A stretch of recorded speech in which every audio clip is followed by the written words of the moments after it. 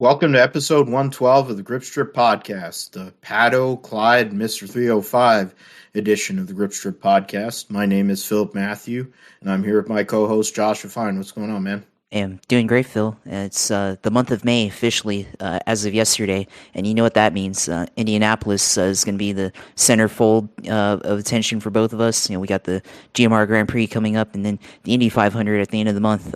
Always the most exciting time now. So, really fired up for that. But of course, we got to talk about all the other racing that happened this weekend. We had, like you said, Pato Award winning IndyCar's Grand Prix at Alabama, and Chase Elliott winning today on Monday at Dover Motor Speedway, and of course Mr. 305 sponsoring Ross Chastain, who got into it with Martin Truex Jr. there at the end of that race. So we got a lot to talk about, and excited to talk about it with you. Yeah, absolutely, man. Going into this weekend, we had plenty of racing coming off a huge weekend of racing, and then the month of May really leads into what is the greatest day in motorsports. You get the Monaco Grand Prix, the Indianapolis 500, and then the Coca-Cola 600. Of course, we'll get into that as the weeks go on. Hopefully, we'll have some people on leading into all of that. But right now, we're going to talk about this week. We're going to talk about IndyCar. The month of May is huge. 3 races in the month. The first one, of course, Baba Motorsports Park, which saw Pato Award get his first win of the 2022 campaign, his third win of his career, and Chevrolet continues to dominate. They've won every race. They're 4 for 4 in Indy cars this season. First non-Penske Chevrolet to win. Of course, Rinus VeeKay qualifying on pole means a non-Penske car, Chevy on pole as well. So it is different, which is nice. Get into the Cup Series. Clyde joins all of his teammates, gives Hendrick Motorsports 5 wins out of the first 11 races. First time that's ever happened where all 4 team drivers in a team has won in the first 11 races, which is probably not a good thing for the rest of the field. This race at Dover was continuing the trend of Hendrick and Gibbs being up front. Ford definitely didn't have much to show for it. There were cars that were up there, but different things, whether it was tires, strategy, did not fall their way. And it looks like Ford's on the back foot again right now as we stand. But who knows? Darlington is a wild card of sorts. You're going to Kansas, and then the All-Star race, which will be an R&D session in a sense, and then which they announced the format for that. We might get into that here in a little bit as well. We'll also talk about the Mr. 305. It's a good reference both to the part owner of Trackhouse Racing and his lead driver in Ross Chastain, but also to the Miami Grand Prix Formula One. We'll preview that here later on. We'll talk about the throwback weekend at Darlington coming up. In between all that, we've got the NFL draft talk. The Jacksonville Jaguars made the number 1 overall pick, Trayvon Walker, out of Georgia. Big night for Georgia in general, University of Georgia getting players drafted. We'll get into what Jacksonville did on Josh's side, what the 49ers did on my side. Deebo Samuel's still a Niner, even though there's still talk that he may or may not want to be there. The notion is his compatriot A.J. Brown set the bar for a contract, and he kind of is stuck. So he's lost a little bit of leverage in that sense. And they really aren't going to go and trade him. But we'll get into all that. We'll get into who did good, who did not in regards to that. In the roundup, IMSA ran at Laguna Seca. They were live on NBC.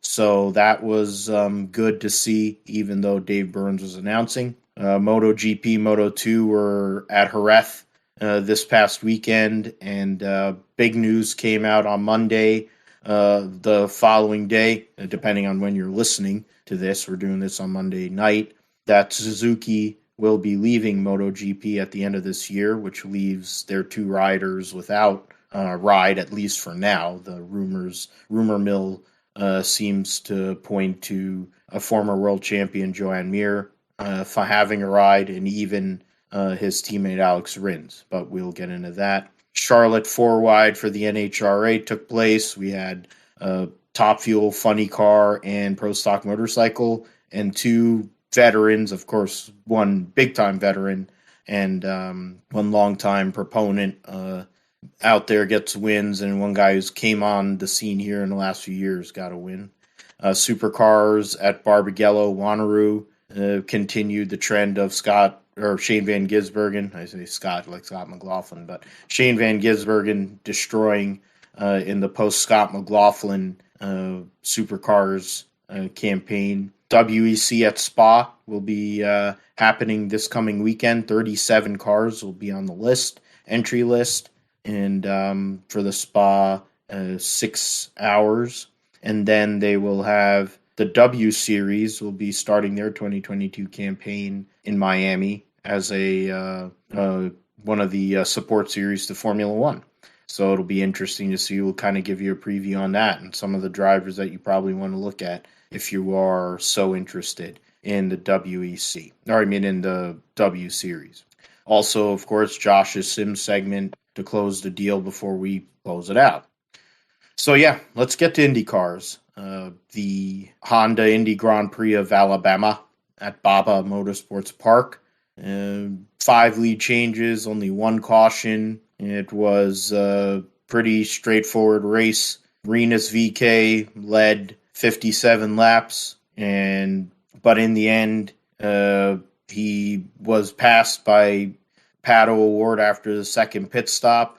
Big move into the hairpin in turn 5, and basically that was the end of it. If you check out my Twitter at Philip G. Matthew, I retweeted that clip that they had on NBC. You had, of course, the great Lee Diffie going and giving a great call with that. And but Pato O'Ward, it's been an interesting year this year. Thinking about what Formula One, and we're talking about guys that may go to Formula One that are coming out of the IndyCar series. Everyone was talking about Colton Herta. Well, you can't forget about Pato O'Ward. He drives for McLaren. And you look at least one driver at McLaren that generally isn't really performing, you would think that he would be a guy that they would look at. You also add the fact that, being Mexican driver, they have Sergio Perez and a Mexican driver, but he's an older driver, relatively speaking. He's been around a long time. They need a younger face for the series, and it would be a good look for Formula One. But then they announced that they're going to give a test to Colton Herta, so then things kind of started going weird there. And then the engineers were starting to manipulate or try to insist on making certain calls or decisions on the race setup, and it left Pato O'Ward not looking like himself. Well, that kind of went away at Long Beach, and he got his first top 5 of the year, and now he gets his first win of the year. Brings himself back up into the points. Of course, points, we'll get into that in a little bit, but he's a contender for this championship. He's going to need another win or a couple more wins to really get himself truly back into this deal. But Pato O'Ward, Rinus VeeKay were 2 guys that had great weekends for sure. Alex Palou, the defending series champion, has not missed a beat. Yeah, he hasn't won yet, but he's up there every race. It's scary. It's Scott Dixon level consistent where, okay, I'm not going to win this race, but I'm going to get a top 5, which means you're going to accumulate points. And when Alex Palou wins races on top of when he's doing this top 5ing business, it's really, really something that is impressive, honestly, to see out of a driver who is a relatively young driver but is the defending series champion. So you can't really put it past him and how good he is and what he's doing. I'm just going through, like, in practice, Palou was up there, Rossi, the Hondas were up there, the Andretti Hondas were up there, Pato O'Ward, Callum Ilott was having a good weekend. He didn't have a good race. Herta, McLaughlin there, you got Grosjean, Palou, Ericsson. So the Ganassi cars and the Andretti cars were up there, but it didn't really work out as well in the race itself. And it's something when you're considering Honda right now, or you're considering the point standings at the moment, it's tough, but Alex Palou is up there doing what he has to do to go and defend his series championship. And trying to go and find information here on this website really sucks. But it's not shocking. It's IndyCar for you. Yeah, so Alex Palou, before we get into this recap and throw to you, Josh, I mean, Alex Palou, after this weekend's race, he finished second. Pato O'Ward won, Rinus VeeKay third, Will Power fourth, Scott Dixon fifth, McLaughlin sixth, Grosjean and Green Rahal got into it, and that was interesting. Alexander Rossi and Colton Herta were your top 10. Let's see here. That's basically, Newgarden, multiple time winner at Barber, didn't have the greatest greatest weekend. Started 7th, but ended up finishing 14th. Lost some ground there. Marcus Ericsson finished 12th, and then kind of everything after that is your usual suspects out there. Kyle Kirkwood had a rough day, finished a lap down. Jimmy Johnson trying to recover from his wrist injury before the 500. Ialot, of course, spun out and caused the only caution. So the finish wasn't indicative of how fast he was during the weekend. Started 11th, so he made the fast 12. And outside of that, I mean, you had, so basically that was the end of it. You have, of the top 7 drivers, you have 7 of the top 7 drivers. You had 7 of the top 8 right now, or 7 of the top 9 in the standings. And so, I mean, those are the guys we're going to be looking at. Those are the drivers that, as we get into the Indy Grand Prix, get into the Indianapolis 500, you would venture to say that one of that group is going to be up there trying to win this race, win the Indy 500. I mean, Graham Rahal, Colton Herta are right there 10th, 11th in points, and Pagenaud and Rossi, and even Takuma Sato for that matter. But it's something we will see. So, I mean, Pato O'Ward gets that victory, big spot. He's gotten up to 5th in points. Alex Palou finishes second and has taken over the points lead by 3 over McLaughlin, by 9 over Joseph Newgarden, 10 over Will Power, and 30. It's got a 30-point lead on Pato O'Ward and 31 on Scott Dixon. So that's the point standings. But Pato O'Ward, big spot here, Josh, getting that victory, 3rd win of his career, 3rd different type of racetrack he's won at, and sets himself up nicely for the month of May at Indianapolis, when there'll be a 3-car team here in the next couple of weeks with the great Juan Pablo Montoya as their 3rd driver, to see if they can go and capitalize on this momentum throughout the month at Indy. Yeah, you said it, not Alex Palou, but he's also doing good. But Pato O'Ward, he's been doing well as of late. Didn't have a great start to the season, and people thought he lost his confidence or something was wrong, but he got a top 5 at Long Beach, and now he's kind of back into it, having won this race at Barber Motorsports Park, and back into the points championship now,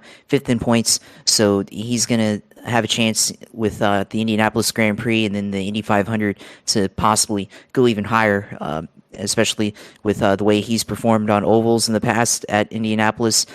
He could be definitely a threat to win at Indianapolis, and which is extremely important because it is a double points paying race. And then also the GMR Grand Prix at the Indianapolis Road Course. The last year's edition of this race finished in 15th, I want to say, but then came back in the fall, won the pole, and finished 5th. So he's made some improvements there. So I would look at Pato O'Ward as definitely somebody that can be a threat to win at both races in Indianapolis coming here up in May. So it's going to be interesting to see what kind of performance he can put on. And we saw what he was able to do at Barber, made that pass on the outside in the hairpin turn 5 for him going up against Rinus VeeKay. So it was a pretty exciting move to make. They had the strategy right, and he was willing to go for it. And he's able to make the move on the outside. VeeKay tried to defend going low, and then he just took the long way around and was able to get around him there. So great move, textbook move. And now sets himself up well for the championship, like we said. And then you talk about Alex Palou. Well, yeah, even though he hasn't won yet, he's at an average finish of 3.5, and so he's basically been on the podium at every race except for Texas at the Oval. So a little bit more improvement on the oval game there, but I think he's set up well for Indianapolis. Remember, he finished second in this race and was right up there battling Elio Castroneves for the win at last year's Indy 500. So he's definitely another guy that you have to watch out for at Indianapolis, especially at the end of the race, and especially with the way that their team has been able to execute the strategy. They haven't been quite the fastest car, I would say, but they've been able to maximize their position in every race. Go back to Long Beach. They weren't up there like initially, but then they were able to overtake Joseph Newgarden and Colton Herta in the middle of the race. At least until Newgarden was able to get around him later in that race. But he was able to use that strategy to get a podium finish out of that race. They've been able to maximize their position, and it's very reminiscent of what Scott Dixon has been able to do the last few years in IndyCar. Seems like his talent, his wisdom is beginning to rub off on the number 10 car and the driver. A lot of balance between both of those drivers at Ganassi there, especially Dixon. He has been a little quiet this year, but still finished fifth in Barber and still one of the top drivers to beat in Indy cars. Rinus VeeKay is not done quite as well as everybody in this group, but certainly he can be a threat. And last year, remember, he won at GMR Grand Prix last year, so this is definitely a race for him coming up to be able to try and win. Expect him to be up there too. Will Power hasn't won yet either, but he's quietly been up there this whole year, getting another top 5 finish. So Penske, between their 3 cars, looks like Scott McLaughlin, Will Power, they've been on it so far this year. Joseph Newgarden, of course, finished 14th and lost the points lead, even though he's only 9 points back. So it does show you how quickly things can change in terms of points position, especially in Indy cars. Every week you have to have a good finish in order to keep your points lead, or else it can quickly evaporate. So definitely you have to finish well. So he's used up one of his mulligans here at this race. So we'll have to see what Newgarden can do at the Indianapolis road course, and of course at the Indianapolis 500, which he hasn't won yet in his career. Romain Grosjean made a lot of aggressive moves. Not only he got into it with Graham Rahal at the end of that race, and they got into a little bit of an argument there, but he also got into it with his teammate Colton Herta early on in the race and ran him off track, basically. And then, of course, later on, Colton Herta passed him back with, I think, just as much aggression as what Grosjean did to him. So a lot of aggressive driving coming from Andretti, which is a good thing. Makes it exciting to watch. And, Roman's trying to go for it. He's trying to prove himself in IndyCar, and he's trying to get as much as he can out of the car. And if it means being aggressive, so be it. And that's, kind of how he's been since he's been in Formula One back in 2012. If you look at his history and everything, so bringing a lot of aggression to the series that we really need to see. So those are my thoughts from the Grand Prix. It was a pretty straightforward, like you said, but there's a lot of major storylines that set up each driver for where they could end up being here at the end of the month once we finish the Indianapolis 500 and the GMR Grand Prix. You brought up many great points right there, man.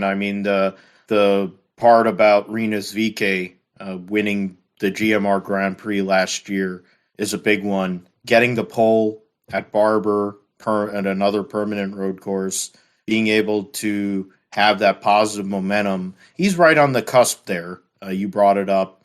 They're on the next tier. Basically, O'Ward, Dixon, VeeKay, and Romain Grosjean are in their own little mini battle behind the top 4, which is Alex Palou and all the Penske guys. But the fact of the matter is Rinus VeeKay is at next level. There's just like Joseph Newgarden, it's a matter of when, not if, Rinus VeeKay will get snatched by a Ganassi, by a Penske or an Andretti organization. He's that good. And Ed Carpenter Racing does everything in their power to do well at Indy every time they're there, whether it's on the Indy road course, but especially for the Indianapolis 500, and they usually have some of the fastest vehicles during qualifying. So Rinus VeeKay, like his mentor, the great Harry Lunatic, he kind of is fearless, especially at certain racetracks, and I think Indianapolis suits his style. And if they give him a good race car, he had a great race car last year for a good part of the race. It could be a big month for him in his career. You brought up Newgarden. I mean, we brought it up previous race. The only thing really missing from his career is that Indy 500. You know, Scott McLaughlin wants it in his second try. Hello in his third try, and finishing so close, getting that so close to it a year ago. Power's a former winner of the race. Pato O'Ward, when you consider him and Colton Hurd, I don't think they're going to be around here for a long, long time. I think eventually one or both of them are not going to be in IndyCar. I think they'll be in Formula One. So, they want that win. But Grosjean doing what he did and pissing off Graham Rahal. It's good for TV. Graham gets to get pissed, and it's good fodder. I would be pissed if I hadn't won a race in 4 years or whatever the hell it's been for Graham. It's funny with him. He's one of the most opinionated guys, and it's part of what, I think there's a fandom for him, but then there's also part of the reason why people are not really into him. He comes off as kind of whiny and obnoxious, especially when you're the son of a legend and basically have driven for your dad since 2013. 2013 for Graham Rahal, I think. Great. Yeah, it was 2013 that he moved over to his dad's team permanently because the Ganassi deal went away. And he moved over. He had Midas, Big O tires. Yeah. So they weren't really all that good for a couple of years. He had 2 years where he only had one podium. 15, 16, 17 was like the peak of his career, where he won 5 races and finished 4th, 5th, and 6th in points in those years. And then since then, he's kind of fallen back to being what he was prior. Finished 6th in points a couple of years ago in the shortened season due to COVID. Last year was a full year, finished 7th. Right now, 9th in points, has 3 top 10 finishes. Texas, he wrecked. So right now he's trying to compete, and I know that, tensions are high for him. He wants to do well, and, now he's got another baby on the way with Courtney. So I guess trying to afford new shoes, I don't think he really has a problem with that.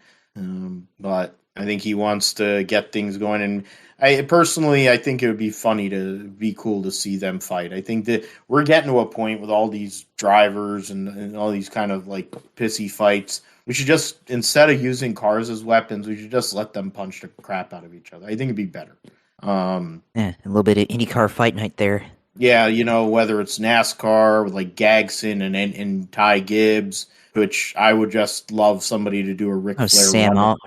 Sam Mayer with Ty Gibbs. Well, yeah, Sam Mayer and Ty Gibbs, but I want those two idiots to do it, and then I want like Josh Berry to do a run-in and Ric Flair, both of them with a chair, and then just walk out and just be like, yeah, and everyone would pop. That'd be good. I would co-sign on that. I would co-sign on that for a bunch of these drivers and all these series. It's just necessary.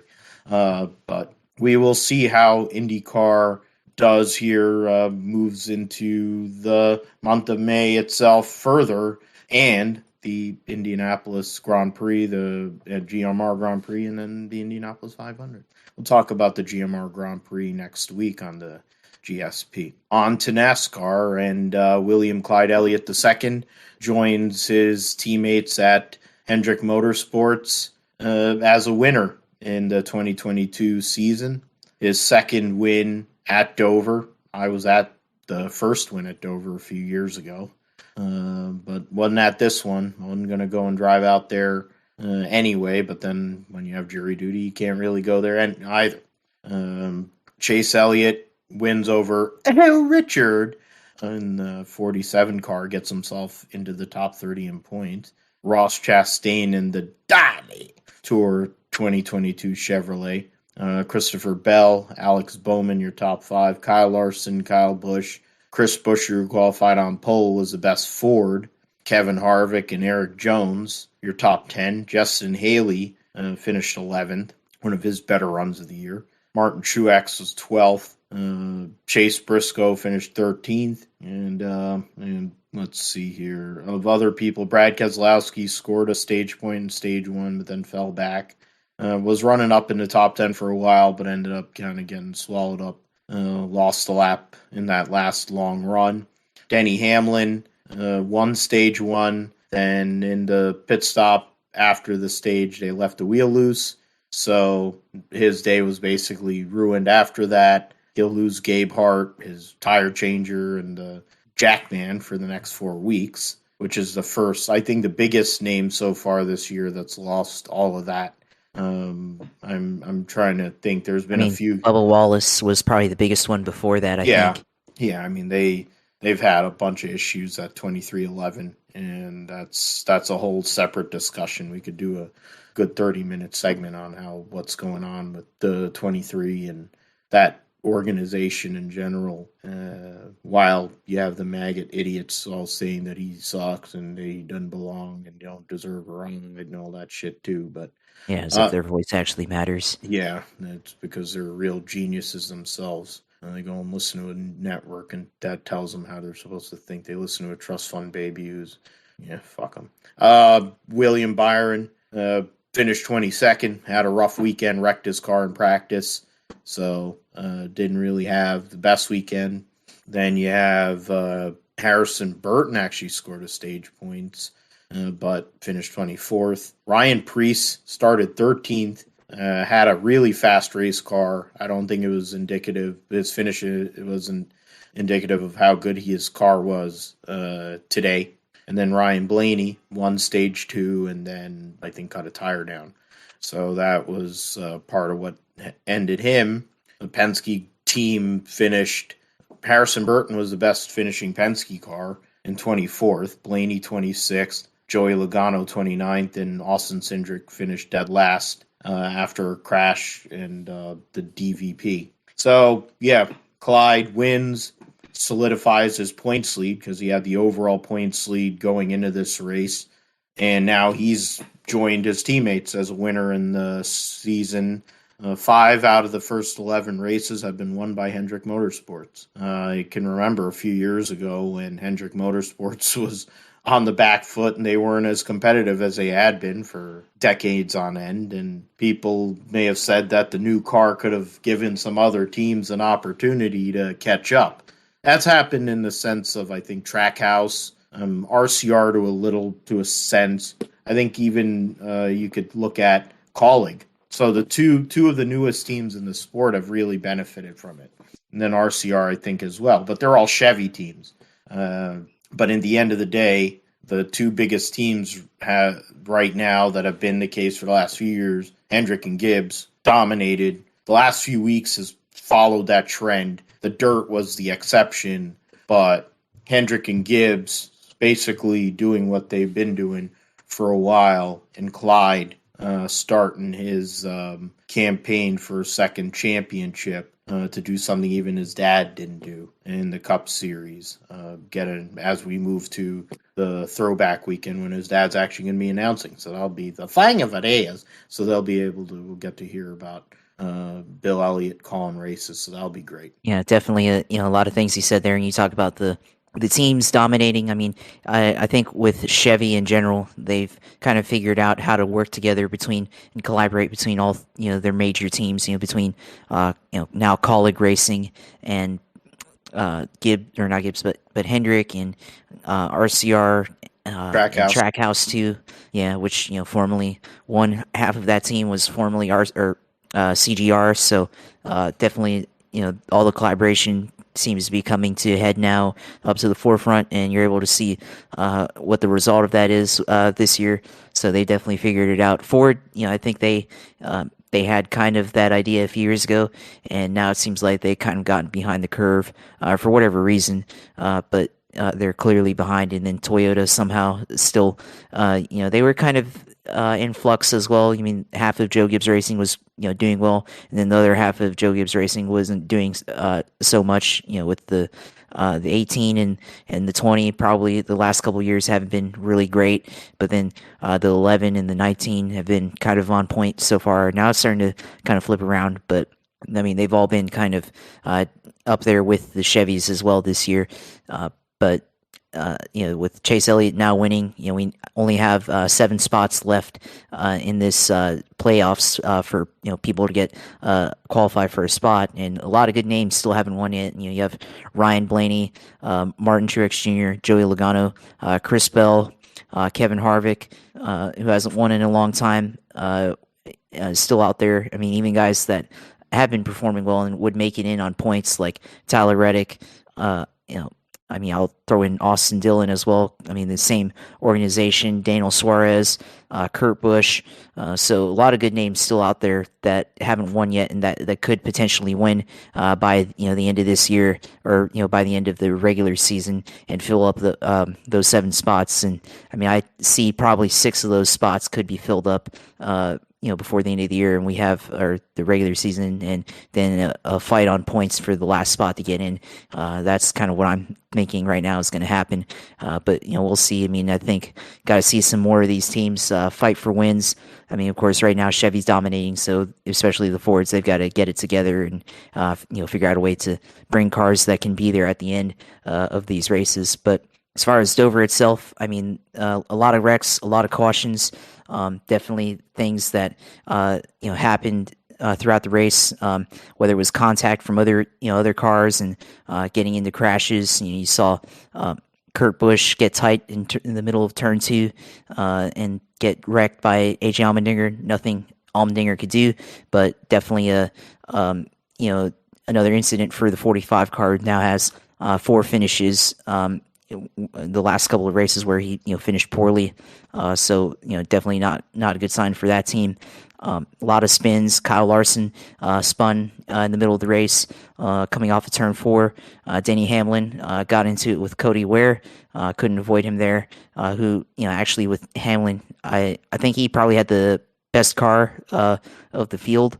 Led 67 laps, and then it kind of came apart after the penalty with the tire falling off, but then at the same time, he was able to make it back up to 4th place before getting crashed. And still only finished 21st. Yeah, so still only finished 21st. So he was able to somewhat recover, but of course, it's still a hit in terms of finishing position and points value there. So I mean, I feel like maybe he had the best car, but of course, wasn't able to show it. And then Kyle Busch, ended up leading the most laps, but wasn't able to be there up front at the end. And I think maybe track position still might be key, but not as key as it was in the last couple of years at Dover. But definitely still something to look out for. And people were noting online, like Matt Weaver, noting the tire, a lot of 3-wide racing using the top groove to pass. So it seems like is maybe better than. The race was better than what we've had the last couple of years. So at least it's somewhat improved, I think, in my opinion, based off of watching the highlights on this race. So definitely maybe a step in the right direction, but is how far that is, I mean, not really sure, because Dover is still Dover at the end of the day. So definitely a little bit better than what we've seen the past couple of years with the Gen 6 versus this new next gen car. So it was a pretty wild day, or days, of course, with yesterday and then the rain going into today. So made for some pretty interesting racing nonetheless. So we'll see what happens now as the series goes to Darlington, and we'll talk about those throwback schemes later on in the show. Yeah, I mean, Dover, you wonder, I mean, I wonder as a Northeast guy how long Dover will be on the calendar. Marcus Smith was at the racetrack scanning people in Whether that's a token gesture or they're actually serious about making it work there. They've been reduced to one race because of Nashville Super Speedway. At the end of the day, we don't need Nashville Super Speedway on the calendar once they go back to Nashville Fairgrounds, probably next year. But will that mean they'll give another race to Dover? Will they do like the doubleheader thing? I don't think they could really do it at Dover. I think Pocono, it made a little more sense. We're taking away races from the Northeast, so I'm worried about that. The race today wasn't bad. It's a tough race. They don't give enough sets of tires now in the Cup Series, which is weird when you consider the kind of money they have in there. But you could hear Larry McReynolds talking about it, where he's like, oh, you know what, I'd stay out. Everyone was pitting. I guess everyone had tires, but the tires were an issue. Bad year. Did not bother to test these tires, and they didn't bother to test this track. But the race itself, they were able to widen the groove out, which is great. You're able to run 2-3 different lines out there. You're able to diamond the corner. You're able to run low. You're able to run high. That we haven't had that with the Gen 6 car, so that's nice. I think with a lot of these races, it's cautious optimism, with what we're going to see, because a lot of the races have been really good. The short track racing has been awful, for the exception of the dirt. The actual paved short track races have been garbage. I mean, Martinsville is because it's balls cold. Richmond sucked, and it was cold. And then the Phoenix race, I mean, minus my own personal bias, was not a great race. But then it's I don't Phoenix. consider Phoenix to be a short track anymore in the Cup Series. But it's a flat track, and it's under, I guess, 1.25 miles, which kind of takes out Gateway in that sense. And when you look at the tracks, they are. But I hear you on that. But the certain types of tracks, I think banked racetracks, they need to be banked racetracks for this car to work. So it may be an issue at some of these SMI tracks where, well, mainly it's Texas, where they have the two different corners. But if you, maybe Charlotte, there could be a possibility of a 600 that actually is interesting, which would probably be the first 600 that's been interesting in about, I don't know, a decade or so. I think that's part of it. You have to have bank corners. You need to have hard braking zones with good temperature to be able to build up tire temp, which Gateway I think will have during the day. So, I mean, I hope Dover stays for multiple reasons. People hate Dover for many reasons. I'll say, oh, Dover, it rains all the time there. Well, if TV wasn't so fucking retarded with the way they go and do business, because, oh, we need West Coast viewers. It's like newsflash, assholes. West Coast viewers watch NASCAR. The people that wanted to watch NASCAR at 12 at 9 o'clock in the morning on the West Coast for decades, because the races started at 12 noon. There was never a problem. The only people that have made it a problem are Fox and NBC, because they're... Yeah, well, it's the same reason why we were racing at the LA Coliseum. Yeah. We're at the LA Coliseum because we need to go and destroy race cars and run in a quarter-mile track so we can have a demolition derby. And essentially, the racing itself was non-competitive, wasn't amazing, and they just made it a demolition derby with a brand new car.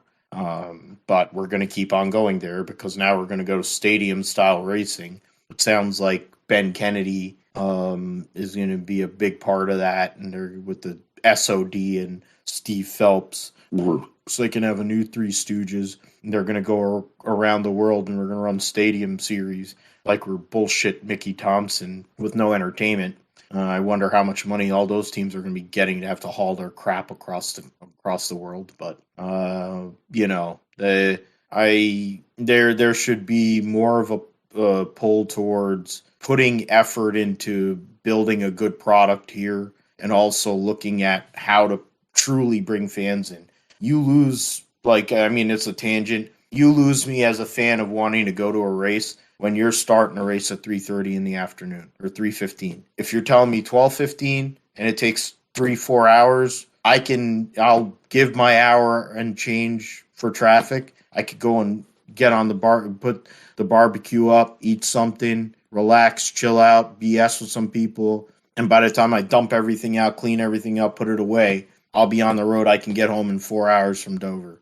I can get home in 2 hours from Pocono, two and a half hours, whatever. If you start the race at the right time, you're trying to bring fans in. By starting races later, you're basically taking away people. But the reality is, even with that, the crowd at Dover this year might have been the biggest crowd at Dover I've seen in a long, long time, which speaks to it being in the Northeast, which speaks to the kind of fans that show up to races. Northeast fans show up to races, and whether that's Dover, now for Dover for the first time in a long time. But Pocono, which I'm a big proponent of because of the fan experience and the way they treat people there. It's one of the only independent tracks that are left. Watkins Glen and New Hampshire. That's it. You can get kind of crazy and say Richmond, but Richmond has kind of gone to hell in regards to the product for the last few years. Between the Gen 6 car, the way the track is, there has to be something has to change there. But in regards to all these other tracks, people love Watkins Glen. Going there, the racing's usually intense and usually there's a lot of wrecks, so people love that. But it's a great road course. It's one of the greatest road courses ever. New Hampshire, now they only have 1 day to get there. They're also on 1 day track, but they, the same as SMI, they try their best. I guess they do a decent job of marketing it. They probably need to remove more stands, but that's a difficult track. But they start the race too late. Last year's race is a perfect example. They started it so late, they drove right into rain to where they wrecked the top 2 cars in the race because of the rain. And then the race was ended due to darkness because of the same stupidity. You need to start these races earlier, especially if there's no lights at the racetrack. I don't give a fuck what these idiot people that run these networks think. I mean, that's the reason why I have this show, and I'm not one of them. But the point is, you need if the track doesn't have lights, you should be starting a race at 1 o'clock, 1:30.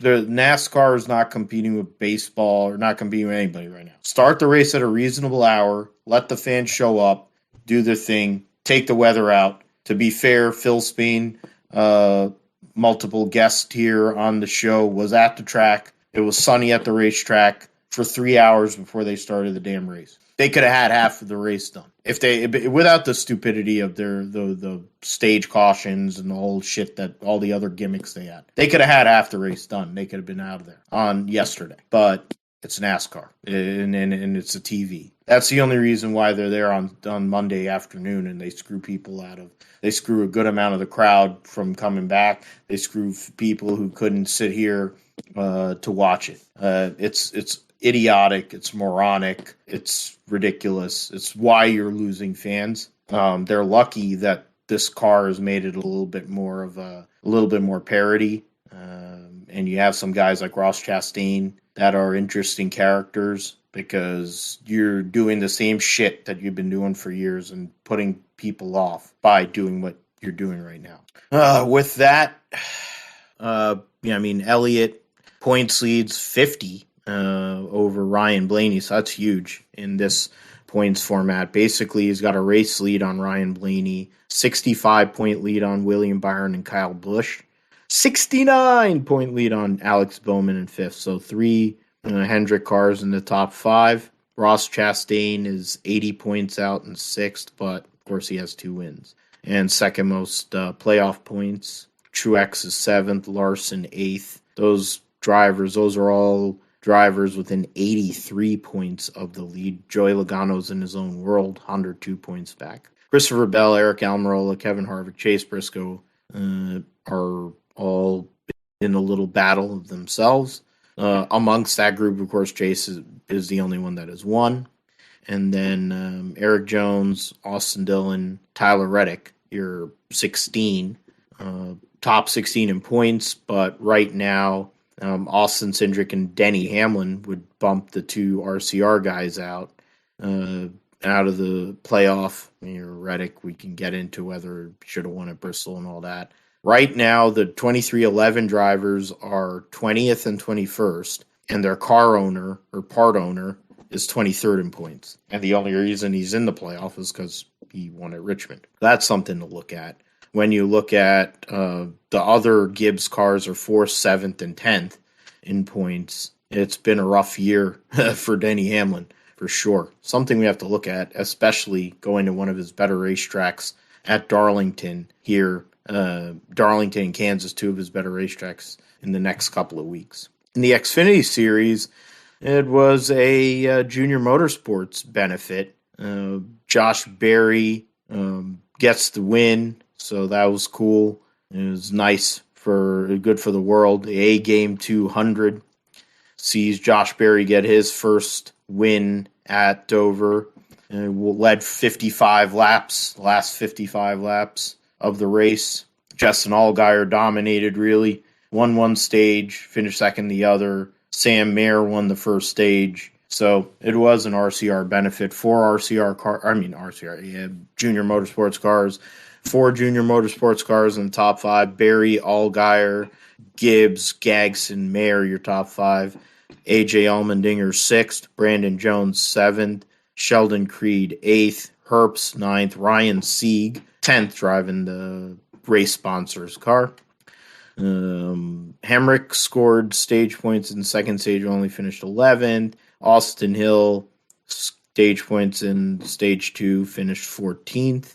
And then John Hunter Nemechek scored stage points in stage 1, but had issues, crashed, and had to park because of brake issues. The other car that had a brutal day, Raja Caruth, qualified 15th, driving for Alpha Prime, spun out, hit the wall, and ended up finishing dead last, but qualified 15th. Great pace. He's the ARCA points leader right now, so somebody to look at as we go along. But as it stands, I mean, you had 3 guys that led the majority of the race. Bruckshot Jones, Allgaier, of course, led the most laps, and Berry led the last 55 laps. Him and Justin Allgaier were getting into it a little bit, giving a little bit of argy-bargy to each other, as Calvin Fish would like to say, before you even get to the GSP roundup. But Josh Berry gets his first win of the year, Josh. And then, prevents the DBC car from winning, which I think would have been insufferable, to be fair, if that car had won, because then we'd have to hear Spotter Brett, TJ Majors. Brett Griffin talk about how great he is. And I mean, Freddie's drunk all the time, so it's whatever. I mean, TJ has no personality. It seems like he has no pulse most of the time, unless it's a super speedway. And then that's probably why Dale Jr. yelled at him all the time. And then you have Freddie, him and Bubba are like a married couple, so they yell. They just have this they argue with each other all the time. And then you add the fact that the 2311 team is a cluster right now, so. He's got like some PTSD, so he just drinks, so he doesn't give a fuck. It's really about Brett Griffin if they had won that race. I mean, no offense to Justin Allgaier. I mean, he has to deal with being a short guy, and shorter than his wife and all that. But I'm just glad Josh Berry won. It's good for the world. It was a junior motorsports benefit, and it's a bad sign for the rest of the field if they can do that regularly, because I mean, right now I don't like, everybody knows I don't like Gagson, but he's won multiple races. Allgaier's been at this for many years. He's going to win. Mayer is on the cusp of winning. He's got the talent. He's got the ability. He's proven that over time. Berry is that quiet, understated. He's just going to do his thing. He's going to get his points. He's the old school guy. All the other guys get into crap and run into each other and get into slap fights with each other. Josh Berry's just going to sneak in there, and he's going to go and get that championship. I picked him to win this championship. Bias aside, he's the guy I root for in this series. But he has the ability. He's won the national championship in NASCAR, in NASCAR Weekly Racing Series or whatever. So to you, Josh, talking about the other one that's pretty damn good at driving a race car. He picked his daughter up. It was funny. Tossed her up in the air, and she freaked out and had to hand her back to his wife before the obligatory front stretch interview. First win of the year for him, setting himself up for a big month of May and possibly some more opportunities to gain ground in this 2022 Xfinity Series campaign. Yeah, Josh Berry, of course, won this race, and I think you picked him to win this race. And of course, you already picked him to win the championship, so you're starting to look good here in Xfinity Series, I guess. And have to be it's a right good thing. once in a while. I'm not Yeah, really good at all these picks. Your algorithm's way better than I am. So yeah, yeah. I mean, yeah, I'll give myself credit there, but um, I think with Josh Berry and I think Junior Motorsports as a whole, I mean, I think one of the reasons why I mean, it's not a knock against them, but I think one of the reasons why that they're really good this year is the fact that a lot of the talent in the Xfinity Series from the last couple of years has moved on to the Cup Series. You talk about like Austin Cindric, now a rookie in the Cup Series full time. Chase Briscoe, finally won a race in the Cup Series. Justin Haley, I mean, he wasn't really that competitive in Xfinity, but you could always count on him on the super speedways at the very least, and now he's in the Cup Series. So a lot of these big names that have been around the last couple of years, young talent, they're now graduating onto the Cup Series, and then moves on. Yeah, as it moves on, you have all these other drivers begin to fill in those gaps, and you've seen Josh Berry come out last year and win.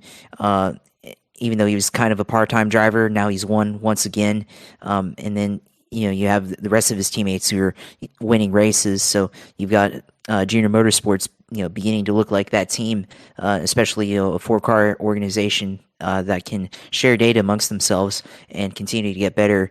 And they have a lot of engineering support from Hendrick Motorsports and everything. So when you factor all of that in, it's not really a surprise that they've looked like the best team overall so far to start the year in Xfinity. And on the other side, you have Colleague Racing, who for the last couple of years has been one of the teams to beat in Xfinity, and especially last year as the year went on. And so far this year, AJ Allmendinger has not really been all that great. I mean, he's leading the points right now, but he hasn't really shown up as far as leading laps and being up front in these races. So definitely think he still has some work to do for Colleague, especially teammate Daniel Herrick, the defending series champion in this series, and hasn't really done a whole lot either. So when you think about it, there's always going to be the possibility of the Junior Motorsports cars dominating the series, and that's what it's looking like so far. We talked about on the individual level.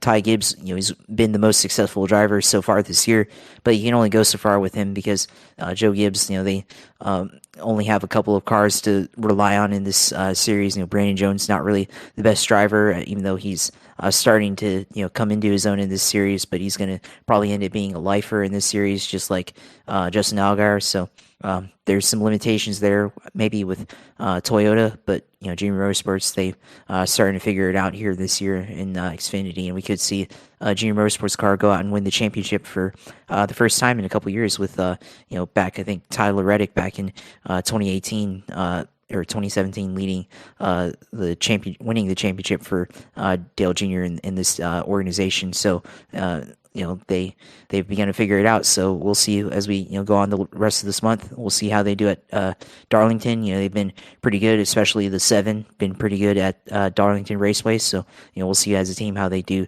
going into next week as they have all their throwback cars on the track. Yeah, and I mean, Junior Motorsports, there was a time when they'd win the Xfinity Championship every year.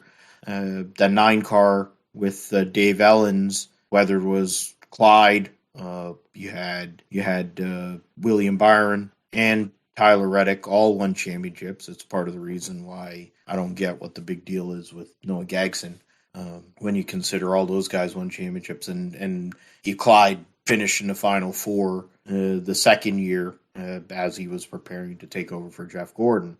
So it's part of the reason why Dave Ellens is the 43 crew chief and why that team, albeit helped with a big assist from Maury Gallagher and GMS, has taken a major step forward.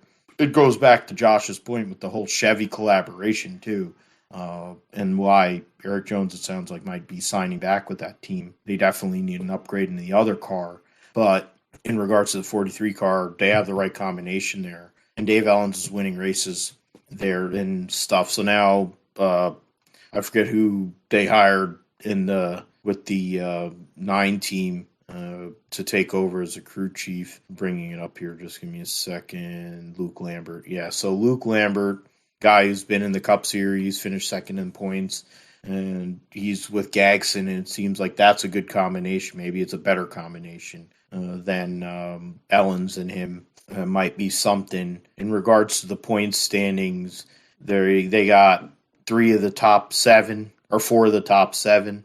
You have the 2 Gibbs cars, as Josh mentioned, and then AJ Allmendinger has been the most consistent driver of the season. He has a 43-point lead, so essentially a full race. We're getting to that point. Full race lead on Gibbs and Gagson, and they have 6 wins so far amongst that group in 10 starts, and 9 of the 10 have been won by Xfinity regulars. The exception, of course, was what's his name, Cold Custard in the driving the 08 car for SS Greenlight. The only highlight of his year. It's been a pretty ugly year for him. And I mean, right now, yeah, those guys. Sam Mayer, Ryan Sieg is 8th in points. He's 10 points behind Sam Mayer and 10 points ahead of Riley Herbst. They're both Stewart-Haas. They get equipment from Stewart-Haas Racing, and then Riley Herbst, of course, is a Stewart-Haas Racing driver. And Landon Castle, Daniel Hemrick are the last 2 cars in the cutoff right now in the top 12. Hemrick, the defending series champions, won 2 stages. Both were at Daytona. He struggled in the Xfinity car relative to what he's done in a Cup car. AJ Allmendinger's looked great in the Cup car most of the weeks that he's been in that car too. So it kind of tells you maybe Colleague Racing is putting a lot more energy into the Cup effort than they are the Xfinity side, and it might be hurting them overall. Might be something to look at as we get into the summer months as well, if both Landon Castle and Daniel Hemrick are on that cutoff and are struggling. But both of them are up there.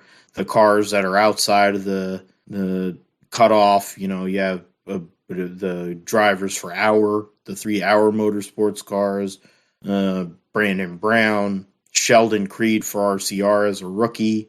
Those are the ones that I think, those are really, you get past that, it's really those 5. Alex LeBay hasn't run every race. He's not going to get a waiver, so he's out. Myatt Snyder is going to need a miracle. Jeremy Clements, essentially it's the same kind of thing. Jeremy Clements would have to pull one out of his ass to make the playoffs. Same way as Myatt Snyder did at Homestead last year. He was completely non-existent otherwise. So that's really where it's at in regards to the playoff situation. I mean, look at Joe Graff Jr. He's somehow another 22nd. He's behind JJ Haley in the MBM team. But of course, the MBM team does it with like a third of the funding that he has. And he's doing it in a car, the same car that Cole Custer won in. And, well, his teammate usually is what's his name? David Starr, who's like 186 years old. I don't even think he can see anymore because he brings out a caution every race. Same as usually Joe Graff Jr. It's a waste of equipment. It's a shame. The Fords are just like non-existent in NASCAR altogether. And they're not existent in NHRA too. So I don't know where the hell Ford does anything. It's pretty weak. If you hate Ford, then I guess it's a great time for you. If you're rooting for Ford because you really don't have any other choice, in some ways, I mean, I'm a Ford guy, but I'm a Mopar guy too. I don't have a choice. It sucks. But we'll look into what happens there at Darlington. We'll talk about that here shortly. The Mahindra Roxor 200 at Darlington amongst the NASCAR triple header weekend coming at Darlington Raceway. Let's get into some foosball. We have 9 teams in the Fall Brawl League. Gonna have 10. So gotta see about some changes we might make to the scoring and standings. But we have to see if Josh will be a homer and draft Trayvon Walker at some point during the fantasy draft, since he's the number 1 overall pick. Jacksonville Jaguars, Trent Baalke did his thing, picking the athlete, picking the guy who the guy who might have more potential instead of the one that might be the given the so-called like sure thing. There was a comparison to this pick back 11 years ago, and the 49ers picked Aldon Smith, and there were some guys they passed over that are still in the league or like legitimately great players. And Aldon Smith, to be fair, for the first 2 years of his career was insane. And then he started doing drugs. That's the same kind of thing here, passing on Aiden Hutchinson. I mean, to be fair, the Jacksonville Jaguars, when they were good here 5 years ago, had the best defensive line in the NFL, I think. You had one of the best defenses, period. And you almost made the Super Bowl with Blake Bortles as your quarterback. Yeah, man, high haters. Which would have been akin to what Chicago did with Rex Grossman, or Baltimore with Trent Dilfer, or Tampa with Brad Johnson. The level of suck is high. But you were right there, got to New England, you lost to the GOAT, both the greatest player of all time and the greatest coach of all time. And since then, it's been a rough period. But I think the turnaround is coming along here for you guys, and it was a big weekend for you in the NFL draft. What did you think of what your team did, and what Doug Peterson is going to have to work with here in his first season at the helm of the Jacksonville Jaguars? Well, I mean, first off, you talk about me in the Fall Brawl League being a homer and picking up Trayvon Walker. We'll have to see. I think maybe could see him as a waiver wire pickup later in the year, but we'll see. I mean, it depends on what he looks like in training camp and preseason. But that's pretty mighty to pick him in the draft when there are plenty of other guys just like him. But I mean, we'll see. And then second of all, already putting me back into my feels there with talking about the AFC Championship game, which now is almost 5 years ago, and already seems like a long time ago, even though it seems like it was only yesterday and everything. But now this draft, it's been like 30. It's getting to 30 years, 28 years since the Niners won. 28 years since the Niners won a Super Bowl. So yeah, I mean, but you guys had playoff runs and everything the last couple of years. So at least playoff runs don't matter when you're a 49er fan. Well, you used to be a Jets fan, so I mean, whatever. I mean that's because of the local thing, to be fair. And Chad Pennington, Herman Edwards, they did some good work. It wasn't meant to be. We had Vinny Testaverde get the Jets to the AFC Championship game in '98 against the great Denver Broncos and the horse-faced lunatic that is John Elway and Terrell Davis, and there was no way they were going to beat him. And then Bill Parcells' fat ass quit because he had to go to the buffet and didn't want to do the job, and then basically sabotaged the Jets. Like he's sabotaged so many places in his career. But all right, I'll let you go on that. No, I mean, it's fine, but I mean, as far as this draft goes, I mean, like you said, drafting Trayvon Walker overall number one, even though he wasn't maybe the best, I wouldn't say the best fit, but he definitely didn't have the same type of resume that Aiden Hutchinson had. But I mean, with Aiden Hutchinson, I mean, yeah, he maybe was the best overall player based on the resume and the stats and everything. Maybe he just doesn't have the same type of, I guess, animal player type traits in him like Trayvon Walker. I mean that, of course, in a good way, being a beast on the field and everything. But, yeah, I think Trayvon Walker has a lot more potential than Aiden Hutchinson, and you can kind of see that in the Jags thinking they definitely are projecting him to be a really good player at the NFL level compared to what he did in college, and so it's definitely a projection there. Because last year with Trevor Lawrence, if you're drafting someone overall, number one overall like Trevor Lawrence, they've got to basically be the next great thing. Like he was the next great Peyton Manning, Andrew Luck type of player. Whereas I don't think that comparison was ever really made for Aiden Hutchinson. And I think there were a lot more players that Trayvon Walker had traits from who are in the Hall of Fame or ended up being really good in their careers that Trayvon Walker matched up to compared to Aiden Hutchinson. And don't have there's a comparison on Twitter which I don't have on me right now, but I think there's a lot better players that Trayvon Walker matched up to who went on to have successful careers as linebackers or defensive ends compared to Aiden Hutchinson. So that's the story there with the first overall pick. And then, of course, they shocked me and actually traded back into the first round at pick number 27 and got Devin Lloyd out of Utah. And I mean, that's a pretty interesting pick there. But a lot of people, they weren't sure about, picking a linebacker there at that position, but solidifies the position for the Jaguars at that level, and definitely liked when he came out onto the stage and, they interviewed him and he gave out the Duval at the very end right there. He's already a real one in my book, so knew how to do it right off the bat. So he's going to fit right well in here and up in Duval. So, glad to have him. He's definitely going to be a beast of a player as well. I think the other big takeaway is how heavily they leaned on defense in this draft. And then compared to what they needed to do offensively, I mean, they replaced Brandon Linder, it seems like, at center, drafting another center in the third round. So it looks like maybe that hole might be filled. But then they didn't pick wide receiver, which was maybe one of the biggest needs that this team had, especially for Trevor Lawrence. They still need that big wide receiver on the outside who can go up and get it. They don't really have that type of player on the team. You've got Christian Kirk, who's basically a slot receiver. Marvin Jones is a good number 2 possession receiver. I don't really know how well Zay Jones is going to pan out. He seems like he's going to be the solid number 4 guy.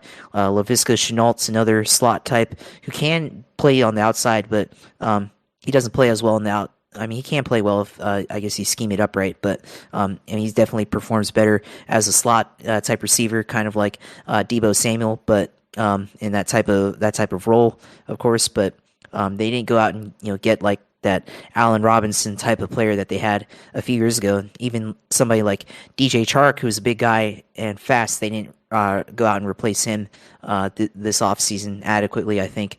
So there's still a hole there. We'll see what happens. Although, you talk about Doug Peterson's offensive philosophy. They didn't really focus a lot of resources on wide receiver while he was the coach of the Eagles, and a lot of their investments went into some other positions like running back and tight end. So we'll see what happens for the Jags with Coach Doug Peterson now, the guy running the team on with the coaching and everything. So excited to see what happens in the off season as we go forward towards training camp, and what the team is going to look like from the highlights that the team puts out and everything, and then as we go into preseason, what it's going to look like. So I think they picked overall solid players in this draft, but I don't know if they filled in all the needs that they needed, especially with as many movement that went on in the wide receiver position this offseason via trades, and then in the draft when a bunch of teams were trading up to pick wide receivers in the first round.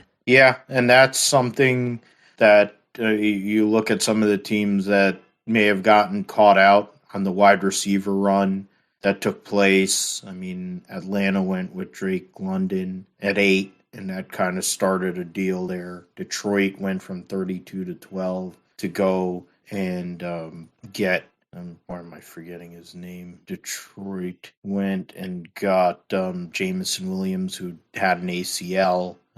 That was there. It was interesting. Once the run started, people were getting really aggressive. That was part of what was fun in the first round. We moved really quick.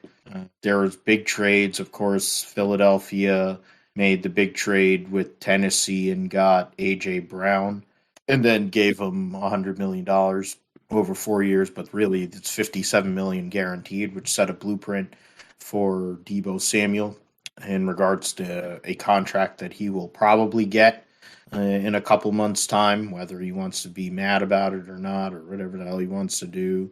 He can go and sit home and bitch and moan, but he's going to be a 49er. Because they ain't trading him. The Jets And that's another thing. And before I get into Niners, the fact is the Jets, everyone was saying he was going to go there. And the Jets at number 4 pick Sauce Gardner, who's one of the best corners, maybe the best corner in this draft. And then at 10, which was where everybody thought the Jets would go and trade, they would have traded that pick and 35, I think 10, 35, and a pick next year, maybe a player on top of it, would have been the move to go and pick up Deebo Samuel. They end up picking Garrett Wilson out of Ohio State, which was huge in regards to Zach Wilson's development. That offense with Mike LaFleur at the helm, trying to go and give Zach Wilson more opportunities, because last year was a disaster for him. They had a great running game, but they added to said running game with Breece Hall in the second round. They also went and got Jermaine Johnson, traded back in the first round, and got Jermaine Johnson, who slipped. People were talking about him as a top 10 draft pick, fell all the way to 26. Might have been the best draft the Jets have ever had in the first round, going back all the years. I remember when the Jets had the 4 first-rounders back in the year 2000. What is it? New York Jets, 2000.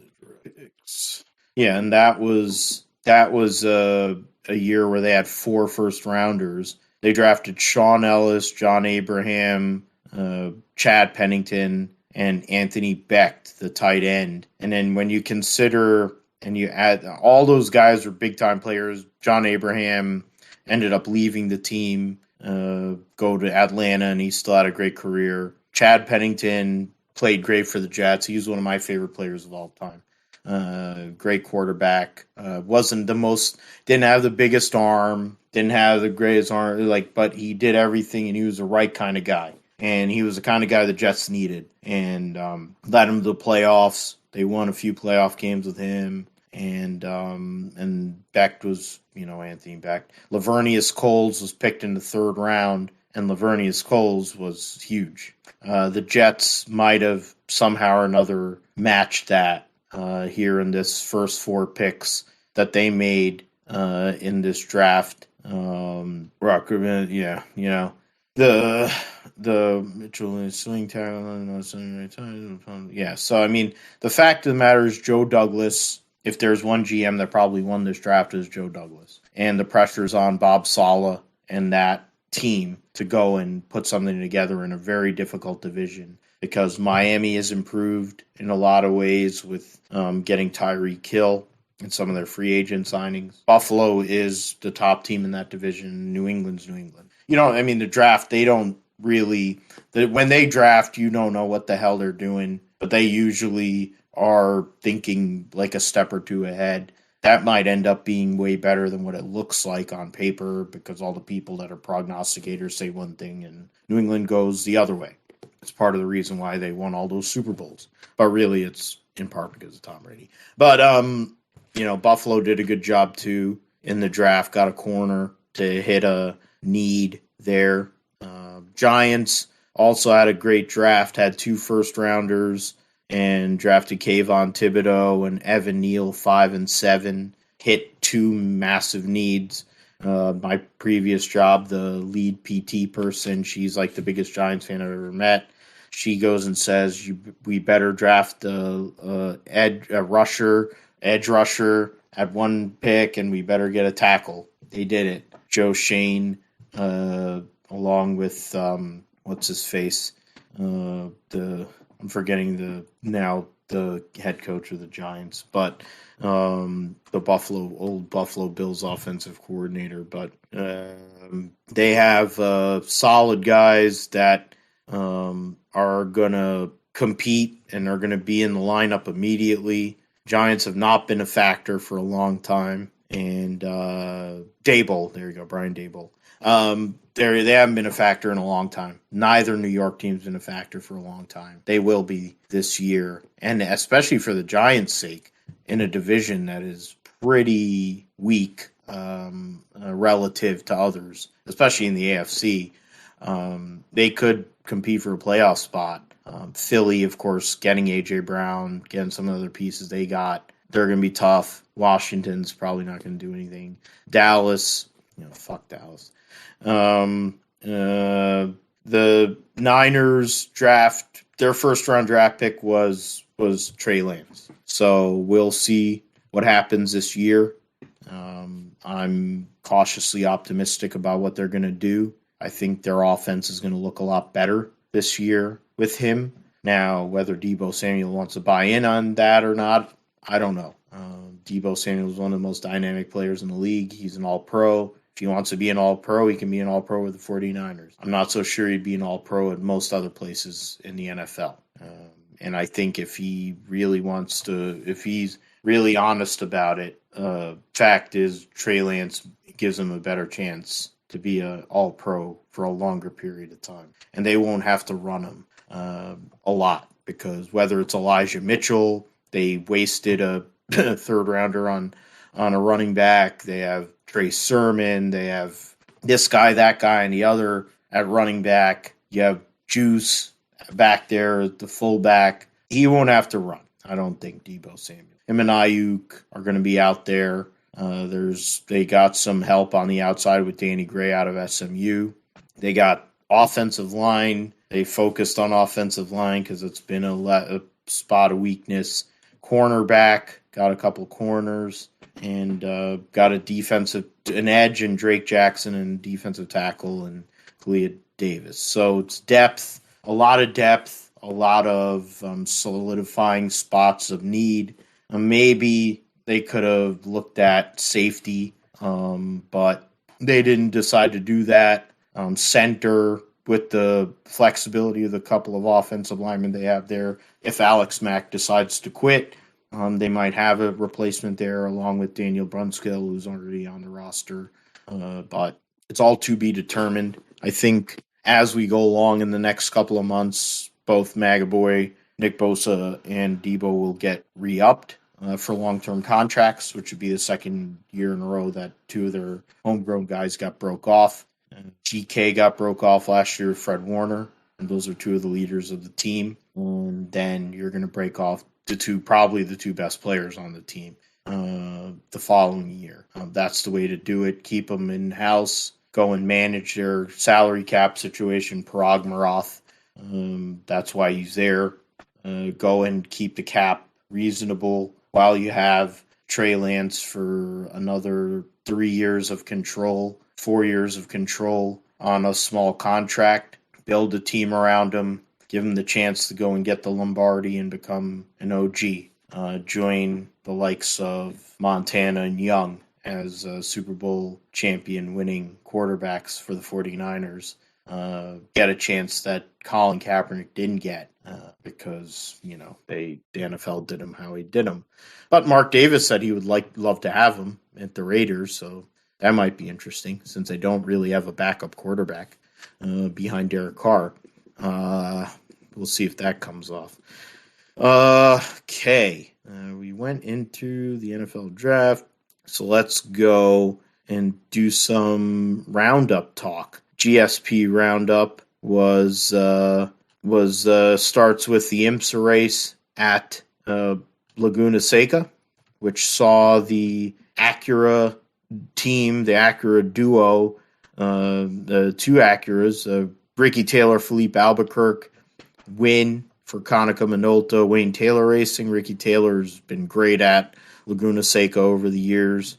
Defeat Oliver Jarvis, Tom Blomqvist in the sister Meyershank Racing Acura by just over a second. The third place finisher is defending series champion Pippo Durrani and his new teammate Tristan Nunez. And then fourth place was the 5 JDC Miller Cadillac of Tristan Vautier, Richard Westbrook. The 02 of Earl Bamba and Alex Lynn finished a lap down in fifth overall. The winners of the LMP2 were John Frana, Louis Delatraz in the Tower Motorsport Orica over Dwight Merriman and Ryan DL Aero Motorsport. Hendrik Henman and Juan Pablo Montoya were round out the podium in the LMP2 category. GTD Pro saw Matt Campbell and Matthew Jaminet for the FAF Motorsports Plaid Porsche win over Jack Hawksworth, Ben Barnicoat for Vassar Sullivan Lexus, and then Connor DeFilippi, John Edwards for the BMW M Team RLL, BMW M4. The Antonio Garcia Jordan Taylor car finished fourth for GTD Pro, and then in GTD AM, Ryan Hardwick, Jan Halen, the winners of that class. So Porsche's win in both GTD categories, and then the Acura in DPI. Robert McGinnis, Jeff Westphal, second in the Carbon Lamborghini. Robbie Foley, Bill Auberlin finishes third in the BMW, the Turner Motorsports BMW. Ryan Eversley and Aiden Reed in the Rick Ware Racing Acura. They had a good race going, and then they got a huge penalty, basically a 2-lap penalty, whether it was they said improper wave around, which seemed a bit egregious, but whatever. Sucks for Ryan Eversley, one of the favorites here on the GSP, somebody that looking to get on the show, hopefully. One of the best people there is in the sport, really. So unfortunate result for them there as they move on to Mid-Ohio. Michael Skeen missed the race, the GTD points leader. He was replaced by the great Dirk Mueller in the Korthoff Motorsports Mercedes. They finished fifth in class. So Stephen McAleer is the solo points leader right now. Mike Skeen, after winning the TA2 race at Laguna Seca last week, got diagnosed with COVID, tested positive for COVID, and missed the race, so lost the points lead. So now he won't be able to win the championship if they're able to hold up there. It would be Stephen McAleer who would get the championship by himself. We'll get into Moto 2. The Moto 2 situation, or Moto GP and Moto 2 at Jerez this past weekend, saw the why did I do that? Saw the Fabio Quartararo follow up his victory with a second place finish behind Pecco Bagnaia at Jerez, and it's interesting considering he's complained about the bike and how it is. Quartararo is right in there, finished very close behind Pecco Bagnaia. Alicia Spargaro finished third, Marc Marquez fourth, Jack Miller gets a fifth place finish. It's been a rough start to the season for him. Joan Mir sixth, Taka Nakagami seventh, Enea Bastianini eighth, Marco Bezzecchi ninth, and Brad Binder rounds out your top 10. And when you get through, you had to do three bikes didn't finish. Brattle in a satellite Honda didn't finish there too. Jorge Martin finished dead last. Right now, the point standings in the MotoGP World Championship, Quartararo leads by 7 points over Alicia Spargaro, who has the one win, 2 podiums, and 4 top 5 finishes. Quartararo only has two first and 2 seconds to give him the points lead. Bastianini, who has 2 wins this year, is third, tied with Alex Rins, who has 4 top 5 finishes so far. Rins didn't get the finish there at Jerez. First non-point scoring result for him this year. Bagnaia moves up to 5th and is 3rd top 5 of the year. Joan Mir, Zarco, Binder, Brad Binder, Marc Marquez, Miguel Oliveira, the top 10. Jack Miller just outside the top 10, a point behind. In Moto 2, we saw Joe Roberts last week win, but he wasn't able to follow up with back-to-back victories. Ayagura gets the victory at Jerez over Aaron Canet and Tony Arbolino. Augusto Fernandez and Marcel Schroeder were your top 5. Joe Roberts finished 8th. The other Americans, Sean Dillon Kelly finished 22nd. Hey, Cameron Bobby DNF. crashing out with with Somikat Chantra, it looks like, on lap 7. Sam Lowe's, also Jake Dixon, a few other people there had issues. In regards to the point standings, Celestino Vietti is still the points leader. 2 wins, 2 seconds, a 6th, and a non-point score at Coda has him 19 points ahead of Ayaguro, who took his first win of the year. He has a win, 2nd and 3rd place, and 2 6th. Tony Arbolino's, and Ayaguro's 19 points back. Arbolino's 30 points back, 1 win, a 3rd, and a 5th. Aaron Canet 4th, a 2nd, 3rd, and 2 seconds, a 3rd and 4th, and 2 non-point scores. Joe Roberts is 5th at 57 points with a win and 3 8th place finishes and an 11th and 13th place. Chantra won 1 race and finished 2nd in the race after that, and otherwise hasn't scored. The other riders, Bobier's 18th in points, Sean Dillon Kelly's 26th in points. Going into France for the next round of the World Championship. The NHRA ran the 4-wide at Charlotte, which saw John Force win again for the first time in a while, but you gotta give credit to a man that's been driving since the beginning of time. Go and win the Randall Andrus won Top Fuel Harley. Look at that. Winners, detailed results. Circle K. Spence. So in Top Fuel, Mike Salinas beat Cameron Ferret. Then Josh Hart and Spencer Massey to win the Top Fuel. I didn't know Spencer Massey was back racing again, but I guess he is. Kyle Wurzel, Krista Baldwin missed the field. Cameron Ferret qualified on the bump and finished runner-up in that race, so that's pretty good. In Funny Car, of course, John Force gets his 155th career victory, and so it's freaking legend, one of the greatest ever. He's like the motorsports version of Jesus. His son-in-law, Robert Height, or former son-in-law now, he's just whatever, his employee and president of John Force Racing, finishes runner-up. Ron Capps in his first race driving a Toyota finished 3rd, and Mike McIntyre gets a final round appearance, basically gets a semifinal appearance if you think about it.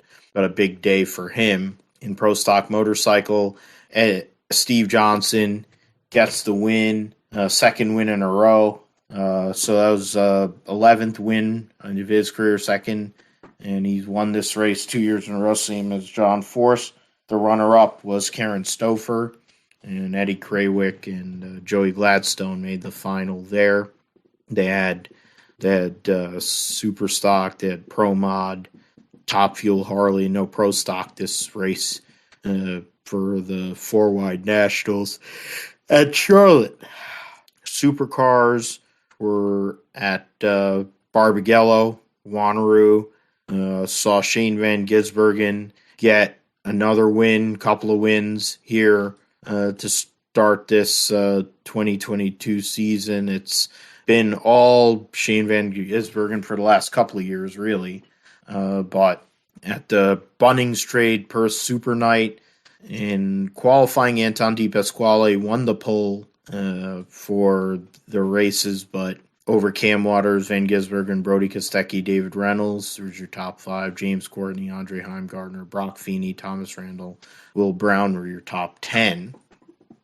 But in race 10, you saw Shane Van Gisbergen win, and also in race 12. But in race 11, Will Davison gets the win. So Shane Van Gisbergen has won 8 races so far this year. Chaz Mostert has won 3, and Will Davison has won 1. The way the math shows, their math shows, I don't know what that means there, so I'm not even going to bother to get into it.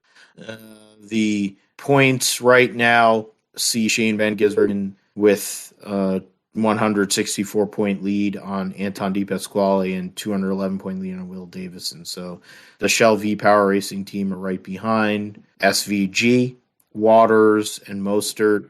Waters, Mostert, Brock Feeney, David Reynolds, and Brody Kostecki are all in a battle, basically within 42 points from 4th to 8th. Tim Slade and James Courtney that round out your top 10 as they go to the next race in the Repco Supercars calendar will be at Winton in about 2-3 weeks time.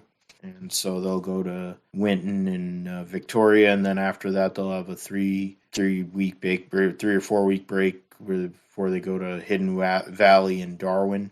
So they have some gaps as they go along here in the supercars. But what isn't a gap, and what is for sure, is that SVG is probably going to win another championship.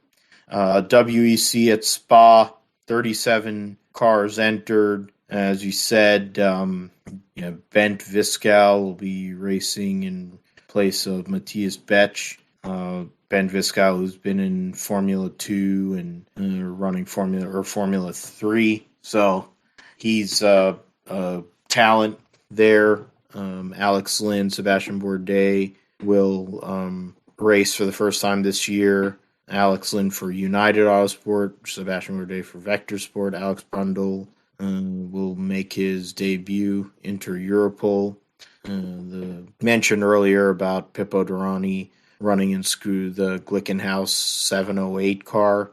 They're only running one car for this race before they run to the next race, and which is, of course, 24 Hours of Le Mans. And Peugeot, as I mentioned, won't be in this race, but they'll come in after Le Mans in a few months' time.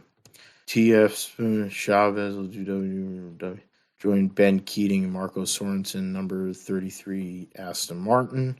And then, so they're showing all that in regards to balance of performance. The points as we go into the 6 hours of Spa in WEC, they don't show them. Oh, that's convenient. Okay, so I'll ignore that. Just before we get into the Grand Prix of Miami here, we'll talk about the W Series, which will be making their 22 season debut at Miami in the the car park of the Hard Rock Stadium. They'll be running this race at the Miami course, and then they'll run Barcelona in a couple weeks' time before they go to Silverstone, Paul Ricard, and Budapest in the month of July, and then they'll take a long break. So they'll take them basically a 5-week break between Barcelona and then Silverstone. Then there'll be a 2-week break from Silverstone to Paul Ricard, and they'll run back-to-back. And then after that, they'll take 2 months off before they go to Suzuka, Austin, and Mexico City to end the season. The drivers here in the W Series, the standout team, I think, is the Jenner Racing Team. Yes, that's Bruce Jenner Racing Team, even though that's a chick now.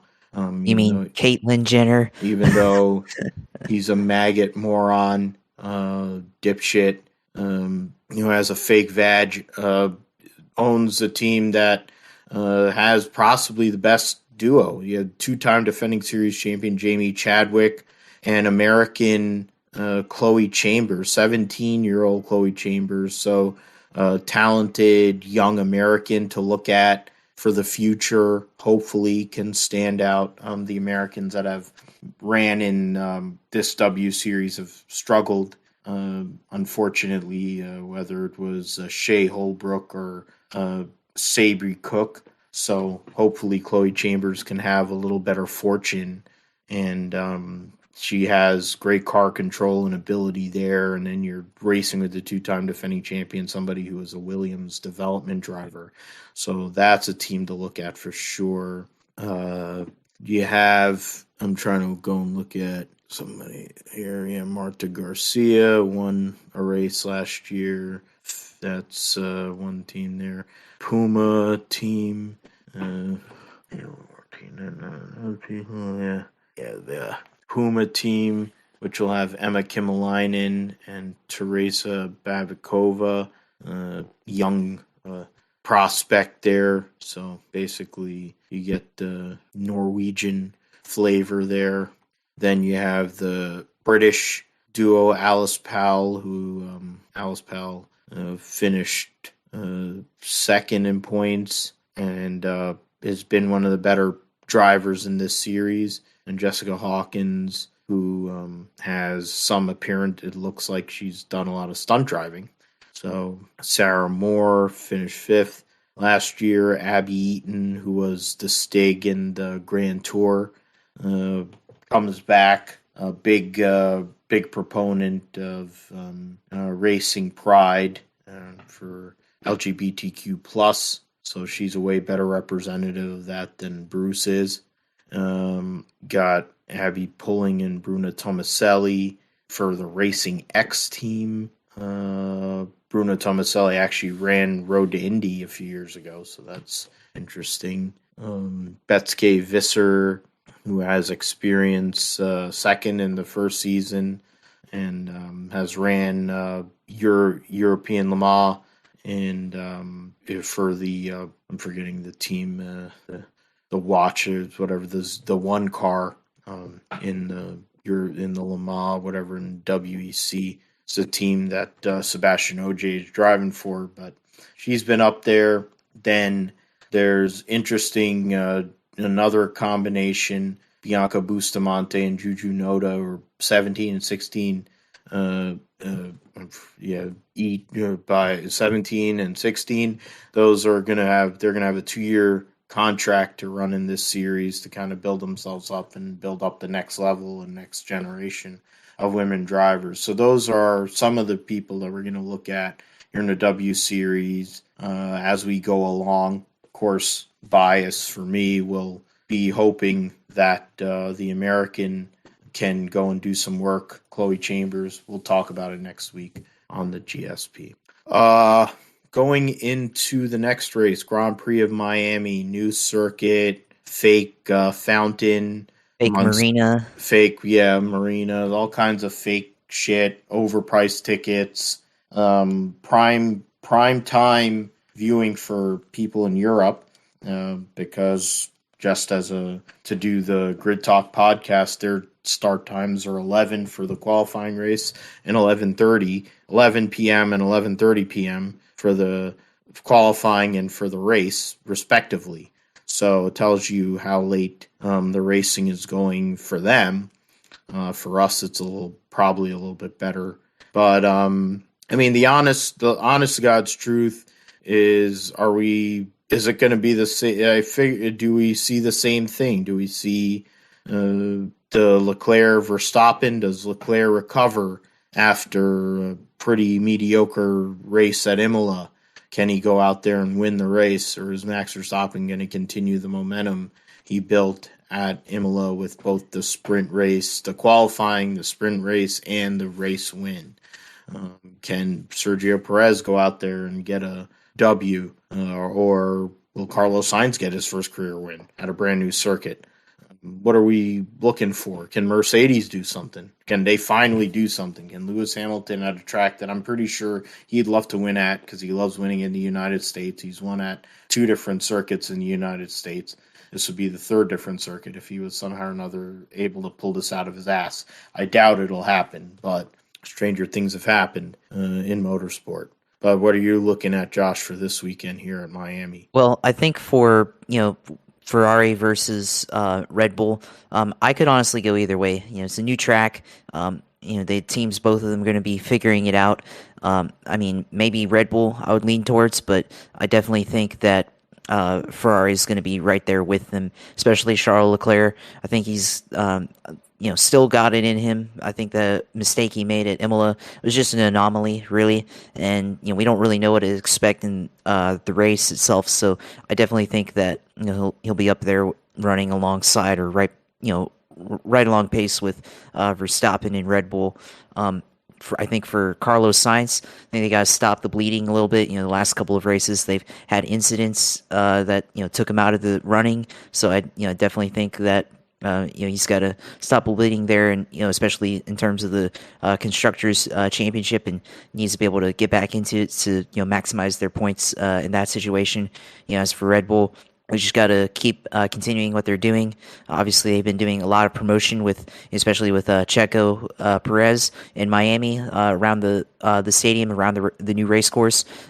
So they've got a lot of momentum that they're riding into this race. So I think as a team they just got to continue to keep doing what they've been doing as far as pace goes, and they just have to not make any mistakes as a team and execute the race strategy. To keep Verstappen out front there. And then I think for the rest of the drivers and teams, I think you mentioned Mercedes.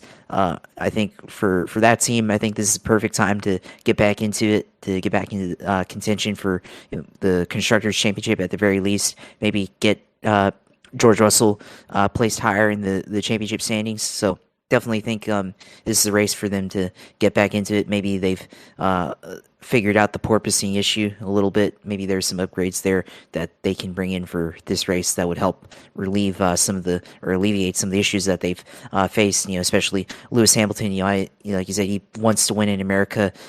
Miami is kind of his scene as well. So definitely want to be the first guy to win at this racetrack, this new circuit. So he'd definitely be big if Lewis Hamilton was to somehow score a win here. And to think about it, it would be an upset win almost because, the way that the season's going, they haven't had the pace to show any winning speed yet. So it would be a bit of an upset, which is crazy to think for Lewis Hamilton there. But as far as the rest of the teams go, I think McLaren probably wants to do well here, especially they've got a huge American following, especially with Lando and Daniel Ricciardo.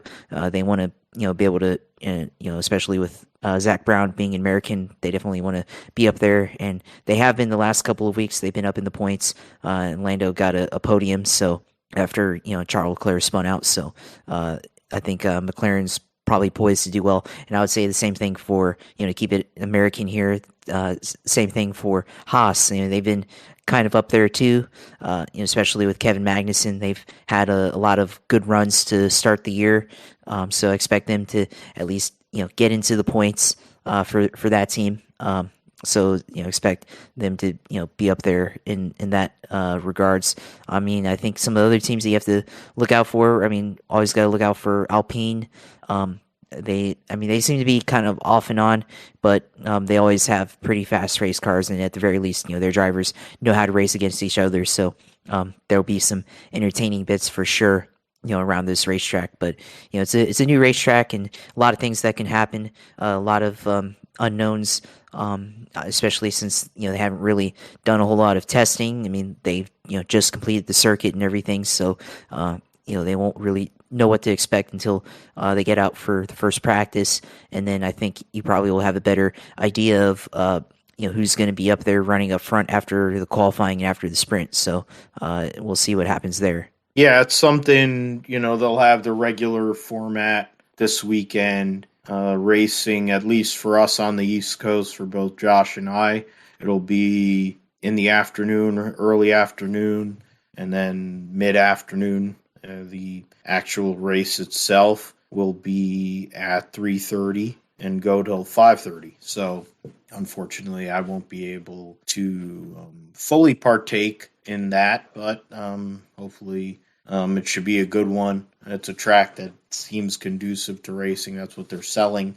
We'll see what practice holds and qualifying. Mercedes, Josh talked about it. It seems like Mercedes is bringing upgrades to Miami in as a precursor to bigger upgrades in Spain and for Monaco. For the porpoising, I think the track should be relatively smooth, but who knows? It's something, even at the Saudi track, it wasn't exactly the most smooth track either. So something to look at there. I would go and say Leclerc recovers here and gets a win, gets his third win of the year. Verstappen, of course, is going to be up there along with Perez and Carlos Sainz. The midfield is huge in general, the way things are. points wise, I mean, after Charles Leclerc, there's 10 points between second and fourth, and then from fifth to seventh is 10 points, and it's all relatively close. So, what can Mercedes do? But what can McLaren, Alfa Romeo, Alpine, Haas in a home game? Basically, the closest race to their home, second home base in Charlotte. What can they do there? A lot of big people, a lot of famous people are going to be at this race. So we'll see what Martin Brundle will do in his grid walk and who he'll get pushed off by this time. It won't be as stupid as Michael Waltrip getting a cake almost smacked in his face yesterday, which would have been funny. Denny wanted to do that. Probably should have, considering how bad his year has been. It fell on the floor instead of on his car. Maybe it would have made his car faster, considering Denny Hamlin's car is pretty fast. Might have made his car even faster. But see what happens with that. I mean, I think a dark horse for this weekend is Lando Norris. Is he really a dark horse? I don't know. But somebody who likes these faster circuits, he's a little more a person who's willing to take more risks. It could be a spot for him to get that first win.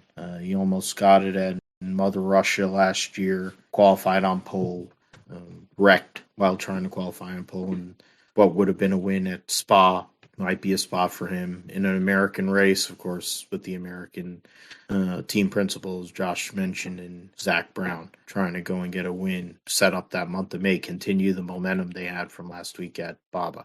The other piece of news that's came out is Audi and Porsche. It looks like, based on their by person who runs the what's it called, the CEO of Volkswagen, Herbert Diess, says Porsche and Audi are going to enter Formula One in 2026. This is based on an article from Chris Medland. Also, there's on Racer, I think it was also on motorsport.com. And it's, I mean, that their divisions or the brands are using more money with F1 involvement. Porsche is expected to link up with Red Bull's power unit supplier, at least in part. Audi's preferred route in F1 is less clear. Originally linked to McLaren, might be to somebody else. Aston Martin, it seems like, with Stroll, is looking to sell out. So that might be an opportunity there as well. So two big manufacturers getting in F1. Porsche, of course, has been in F1 previously in multiple guises. Won World Championships with McLaren back in the day. And then Audi hasn't been in F1 or for a long time.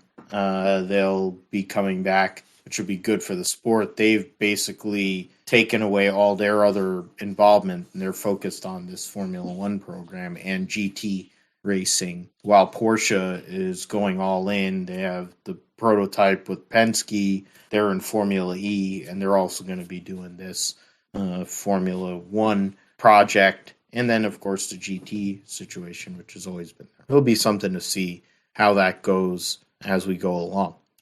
The last major bit of business here for this week's show is the throwback weekend at Darlington Raceway. We'll start with the truck series and the paint schemes. And, I mean, in regards to the truck series, I mean, I'd be remiss to not discuss the points. Also, congrats to Zane Smith and his new fiancée, McCall Golding. I mean, she looks way older than him, but she ain't a bad looking woman. Yeah, she can get a run for her money for sure. In regards to the points right now, the getting into this Friday's Dead on Tools 200, the points.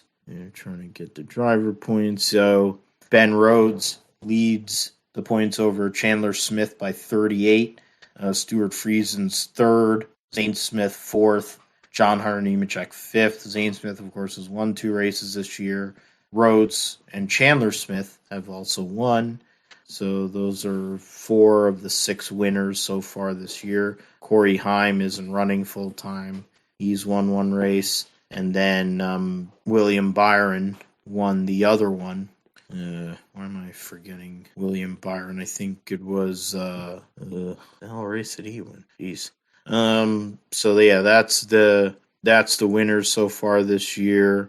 He won Martinsville. That's right. He got the double at Martinsville. There you go. He drove the what's it called? Spire truck. And interestingly, as the kettle's going off in the left side over here for me, Hendrick Motorsports with the HendrickCars.com is going to be running an Xfinity car, the 88, here for 5 races with Byron, Larson, and Clyde here later in the season. So something to look at there. Rhodes comes into this with a big points lead, and I'm trying to see who has announced. It's more on social media, some of the announcements of paint schemes for this throwback series. It was at Spencer Boyd is running a Michael Waltrip Hawaiian Punch car or truck.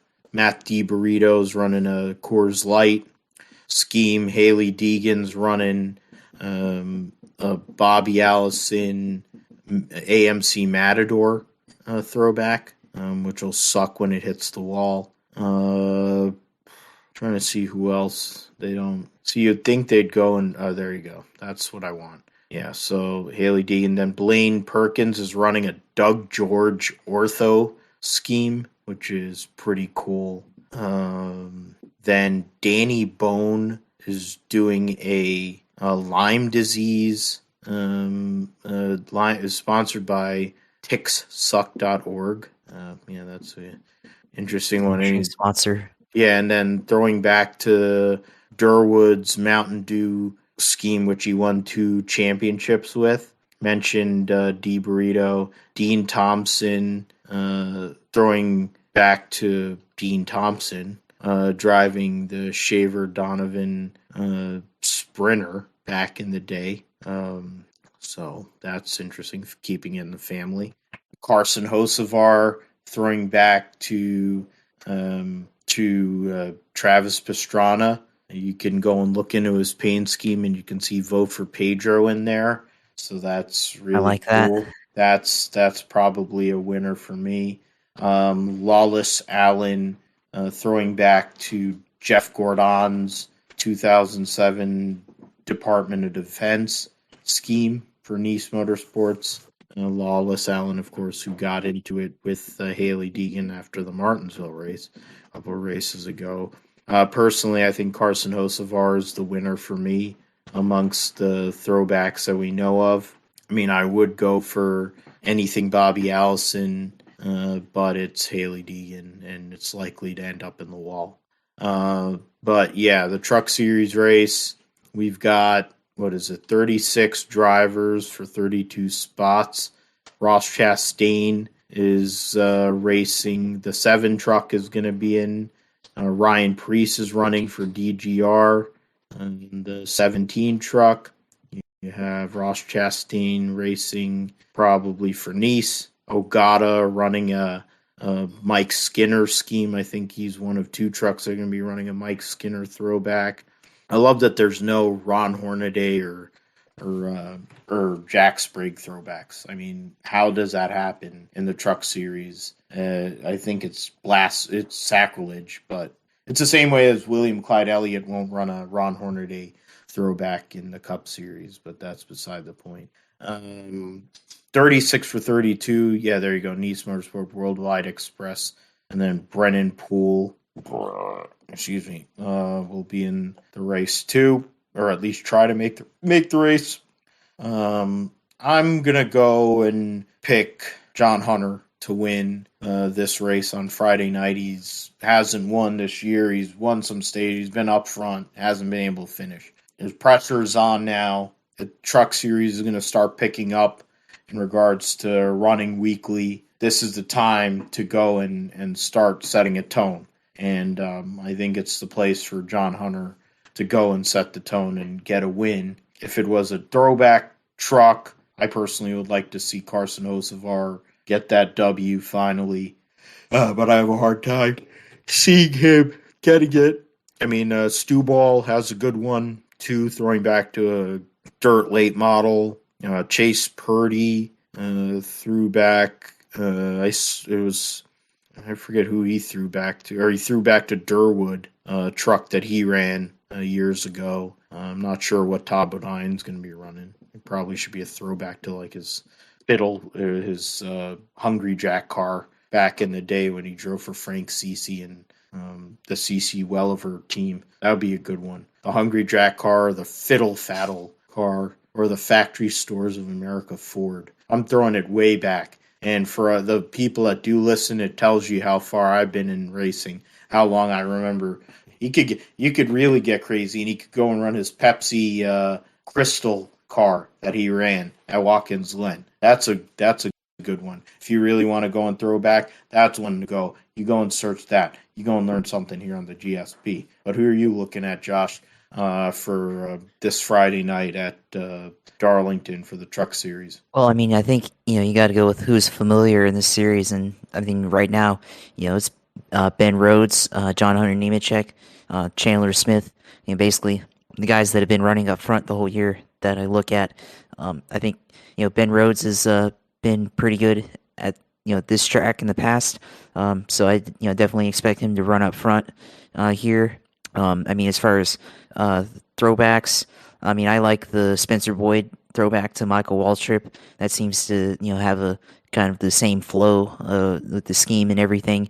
So that's, I guess, the scheme I like the most for that car, or for that series. But I mean, it's basically the people who are series regulars. I think the ones that have been up front so far this year, and for me that's Ben Rhodes for the most part. And I think for John Hunter Nemechek, he hasn't won a race this year. He's been a little bit inconsistent, I think. So expect him to try to run up front and make up for any points that he's lost so far to start the year. Stuart Friesen, quietly up in third place in the points. He could be up there as well. Zane Smith, has won 2 races so far this year, so he's been, in terms of race victories, definitely been the most successful of the top 5 in points. But I think between those 5, I think that Ben Rhodes probably has the best chance of winning here at Darlington on Friday. Yeah, those are solid picks. I mean, at the end of the day, I think more than likely it's going to be a Toyota.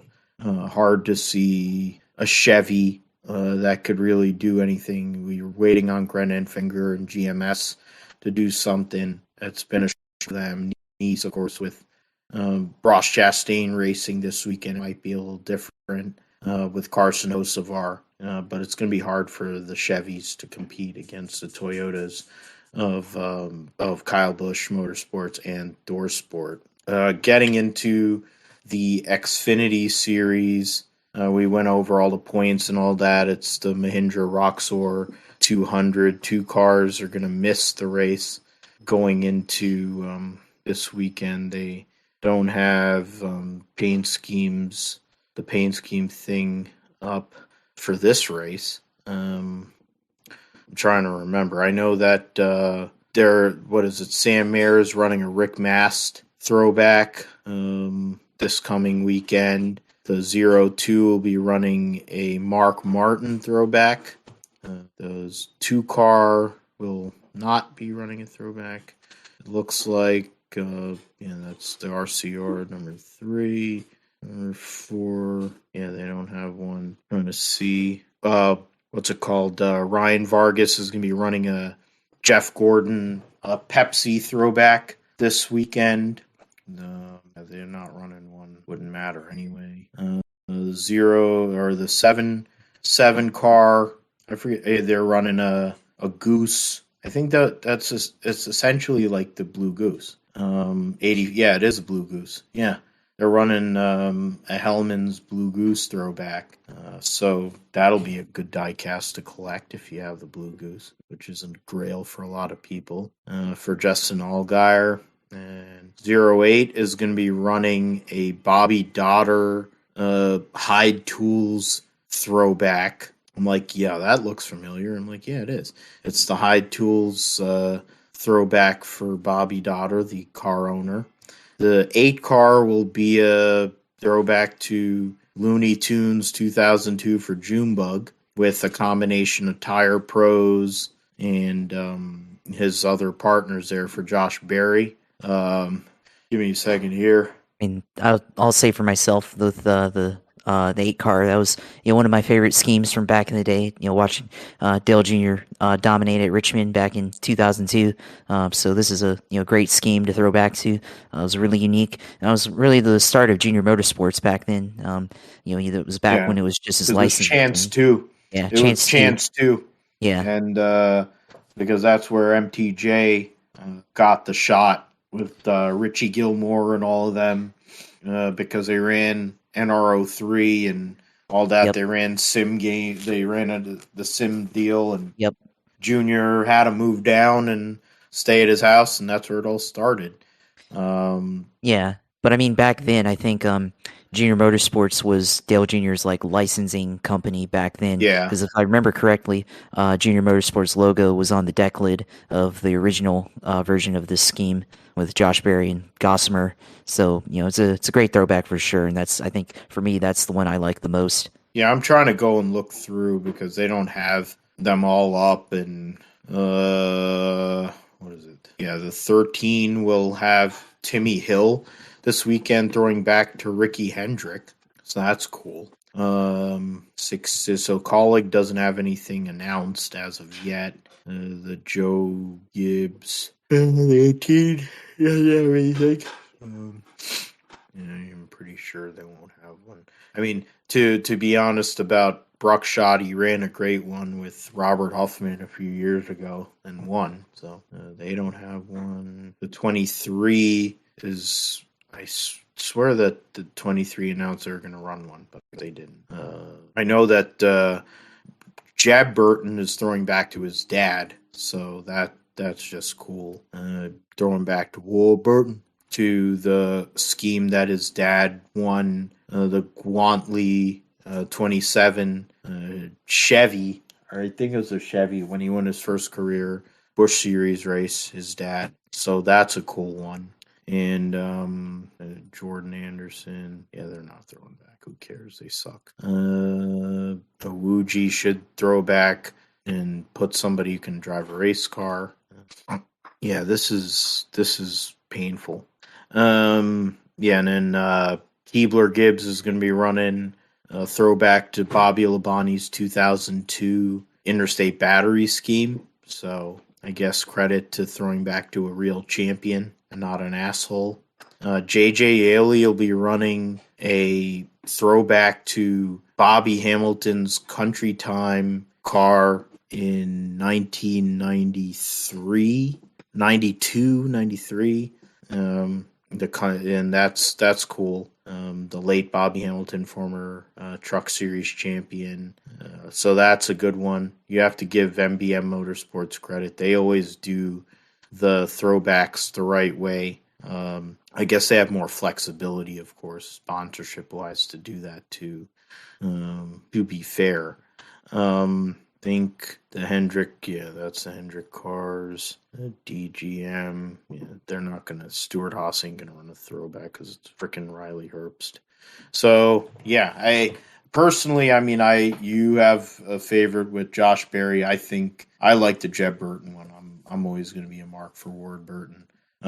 Personally, but in regards to this race, who are you looking for to go and take one down? Is it going to stay in Junior Motorsports? I think you talked about it earlier, but will it continue to be a Junior Motorsports benefit, or maybe is somebody else going to do something? I mean, I think for me, I'll go with Justin Allgaier probably being up there winning this race. I think, Josh Berry will be up there too, but I feel like, Justin Allgaier has had a lot of success at this racetrack, so definitely feel like, he's probably the guy to beat. I mean, look out for Ty Gibbs, of course. He's real aggressive, and if, he has a chance at the end, he's going to make an aggressive move probably, but I think overall, Justin Allgaier is probably the guy to watch here in the number 7 car here in the Xfinity Series at Darlington on Saturday. And they'll be running in the day, so it'll be a little harder than running at night. Weatherman is driving the 34, so that's good. So they'll actually have a chance to make the race. Clyde's in the race with the Hendrick Cars 88, so I've given myself an immediate out to go and take the Cup regular, and that's what I'm going to do. I'll take Clyde. It's a cop out, but I don't really care. It's an easy pick. Yeah, you have to go chalk. I'll do my dark horse, and it'll be Ryan Truex driving the 18 for Joe Gibbs Racing. He's been close in this series before in a Joe Gibbs car. It's a track where Joe Gibbs has done very well at with multiple drivers. Would be a good spot for him to get that first win. That 18 car has been fast in general, whoever's been in it, whether it's Trevor Bayne or John Hunter or Ryan Truex. So it would be a good spot for him to go and get that W for the first time here in the XFinity series. Last but not least, of course, is the Goodyear 400 at Darlington on Sunday afternoon, 3:30 Eastern time. Got a bunch of different paint schemes, of course, coming up for Darlington. Trying to look through who's going to have what. And I haven't seen anything yet. That's RCR. No. I'm trying to think of who's actually announced the scheme in the Cup side for Darlington. Yeah, so Stuart Haas has Harvick doing the Chase and a Cure car that he ran at RCR back in the day. Kyle Larson will throw back to Tim Richmond running a Busch Series car with Hendrick Chevrolet on it, which had the all-star racing kind of scheme. What is it called? Brad Keselowski's going to be running a Viagra scheme to throw back to Mark Martin. Probably one of the leaders in the clubhouse, it may not be the leader in the clubhouse, is Corey LaJoie's throwback to Marty Robbins. Marketing himself, of course, with the Stacking Pennies podcast. 8 car, no. 9 cars back to Jimmy Smut Means, during the 93 season when they had Napa Auto Parts on their car. So that's that. The 10 car, Eric Almirola is throwing back to nobody. Thought he had a throwback, but whatever. Might be throwing back to one of his wins or some shit. One of his 2 wins, maybe from last year. Farmer John. Yeah, so he isn't throwing back. The 14 car is Joe Gibbs. The 11 car is throwing back to his Daytona 500 win in 2016, the first of his 3 Daytona 500 wins. So credit to Hamlin on that. Was it Chase Briscoe is throwing back to the Tony Stewart target scheme from back in the day, the lightning scheme that Target had in the heyday in the mid-90s with first Jimmy Vasser and Alex Zanardi, and it carried on for many years. And Juan Pablo Montoya won a championship and won an Indianapolis 500 with it. And then Tony Stewart ran the Indy 500 for Chip Ganassi in 2001 and finished on the lead lap and finished that race in 6th. Flew to Charlotte, started tailback, finished 3rd in the Coca-Cola 600. So he's the only driver ever to finish on the lead lap in both of the races in the same day and finish in the top 10 in both of those races that day. So that's who Chase Briscoe's throwing back to in that one. I'm trying to see who else. The Colleague cars, I'm pretty sure they're not doing anything. What is it called? Chris Buescher's doing a Matt Kenseth throwback this week with Socios too. So both of them are sponsored by the same. Both cars are sponsored by the same company, but they're throwing back respective drivers in those cars. Kyle Busch is throwing back to the Ernie Irvan M&M scheme. So it's hard for me to say, but personal bias might kick in. But I think but personally, I'll take anything that's Tony Stewart. So Chase Briscoe is number 1 for me, and then number 2 far back is the Ernie Irvan throwback because it's Kyle Busch. Trying to see, and Harrison Burton's throwing back to his dad. Actual good throwback there too. Which is a good usage of the colors, good usage of the scheme, properly done by the Wood brothers and all of them with the Dex imaging. So even though he's going to run 28th, it's not a bad thing. He's actually got a good scheme. Got to give Young Buck credit there on that. The 23 car, I swear they're throwing back to Tony Raines from 2007. The Hall of Fame racing, Hall of or Fame whatever. racing car, and one of Bubba's old late models is what they're throwing back to there. Kurt Busch is throwing back to Bill Elliott's 1996 McDonald's car. Yep. The 24 is doing of course a Jeff Gordon Flame thing, and they're probably not going to get the colors right. Trying to see who else. Yeah, they don't have one. Alex Bowman's doing the throwback to Mark Martin's Valvoline car. Yep. Ally gracefully allowed them to run the Valvoline colors with the Ally partnership. So it's a great collaborative effort there. Between all the partners involved, allowed to do that. It's actually a pretty good throwback there, I have to say. So yeah, definitely one of the better ones. Yeah, and that's Alex Bowman. He does care about history, so it's a good one. And Mark Martin gets multiple throwbacks during this weekend, which is cool. Cole Custer throwing back to Jason Leffler, and the first driver to win with Haas CNC sponsorship. So that's cool. Good to throw back to the late NASCAR and USAC champion in Jason Leffler there. It sounds like there's going to be throwbacks from Petty GMS, but we don't know what they're going to do. The 47, we haven't heard anything from there. You think they'd probably run something or do something. Kyle Larson in the HendrickCars.com throwing back to Tim Richmond. Yeah, I mentioned that earlier. Yeah. So that one's a good one. They did the All-Star Racing car years ago, but now they're doing it to the XFinity side. They have a lot more leeway because, of course, he doesn't really have a sponsor. So my personal bias kicks in with the 14, and I'll have a soft spot for anything Ernie Irvan, even though Kyle Busch is driving it. His last year that he's going to have M&M Mars on the car. So those are my picks. You can and you went first with the Xfinity, or I went first? I think I said what I liked for the Xfinity. So yeah, for the picks or for the paint scheme. I think picks. Yeah, I did. So for this weekend's race at Darlington Raceway, it's gonna be tough for sure. I'm gonna go crazy here. It'll work as a dark horse and it'll be a win pick. I'm gonna pick Kevin Harvick. He hadn't won in a long time anyway. Josh mentioned it. It's one of his best racetracks. And it's a track with this car, the way things are, all these different winners. Why not another winner?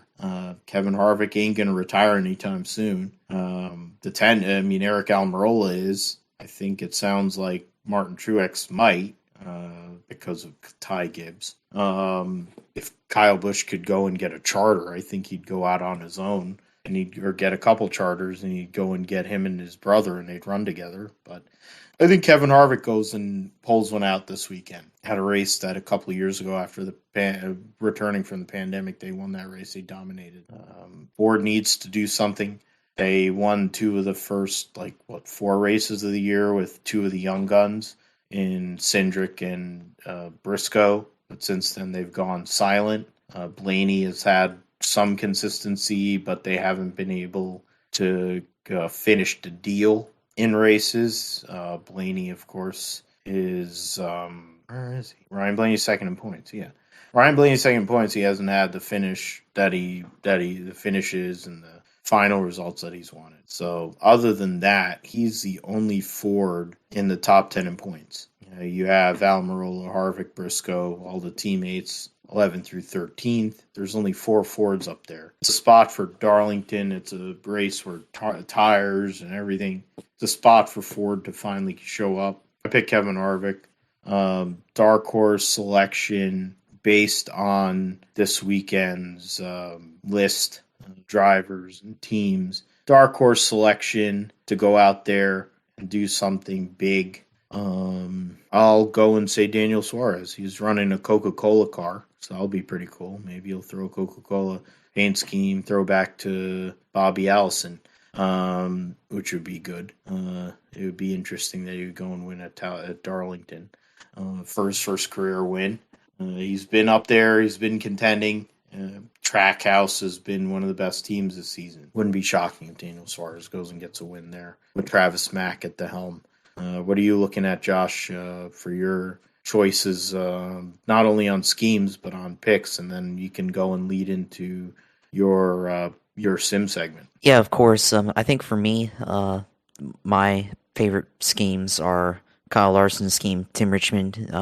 I mean, I'm not a big Tim Richmond fan, but I liked his style, and I like Kyle Larson's driving style, so that's a good one there. Alex Bowman, like I mentioned earlier, it's a good throwback and a good effort by all the partners involved. The Kyle Busch throwback as well. That's a good one there.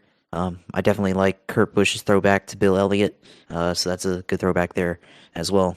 And then I think, for the race pick, I'm going to go with Kyle Larson again this week. Ran second last year, was really close, to passing Martin Truex in the final 20 laps of that race, and didn't come out with the win. So I think, he's definitely got a chance, and, definitely with the way Hendrick's running, he's got a good chance of winning this race. As for me, for dark horse, it's really tough to pick, but, I'm going to go with Ricky Stenhouse, here as a dark horse. Ran well, last week at Dover, so let's see what he can do. Richard. Yep, Richard, that's right. So we'll see what he can do here at Darlington, which not really a whole lot of success at, but with the way this next gen car has been running, he's been able to run well at some tracks, and there's a lot of parity involved on a week to week basis from all the teams. So that's what I'm gonna go with there. And then of course we'll lead into the roundup, or not the roundup, but the sim segment. And for me, right now on iRacing, I'm just going out and testing for the Indianapolis 500 for iRacing. It's coming up in 2 weekends, or not. Yeah, so. Not next weekend or this weekend, but the following weekend after that. So the weekend of 15th, that's the weekend that the iRacing Indy 500 is going to be held for the fixed setup edition, and then a week later, the following weekend, is going to be the open setup edition. And of course, right now I'm just focused on the fixed setup edition, because I feel like that's probably where my best chance is going to be to win. The open setup one is going to be good practice for later in the year with the Open Wheels 500. Learning about the IndyCar car setups and everything I need to learn for that. Try to post a good 4-lap average to get into the Open Wheels 500, and then having a good race setup that lasts throughout an entire fuel run without giving up too much on the tire, and accounting for the adjustments you're gonna have to make throughout the race. So that's kind of what I'm focusing on right now. Of course, in the regular content with the 87 car. Definitely try to get onto that, and maybe the Xfinity series at Darlington, or possibly the Cup car at Darlington, and then also wherever the Indy cars are for the fixed or the open series, just to get more reps in the car, along with the private testing at the virtual Indianapolis Motor Speedway. So that's got up on the agenda, I think, this week for sim racing. So that'll do it for that. Of course, you can follow me at USailor2 on Twitch. That's where you can follow my Twitch at and watch all my streams. Make sure to tweet out the link on my personal page, and then also on the GSP page, where you can watch all my videos for sim racing. Go on there and watch and comment and subscribe to the channel, I guess, and see what kind of racing I do, and watch as I try to run the high line in the IndyCar, or try to go four wide in the '87 car at Talladega or wherever. So that's what I'm all about in the iRacing. So you can follow me, and then of course. Follow me on Twitter at JP Huffine.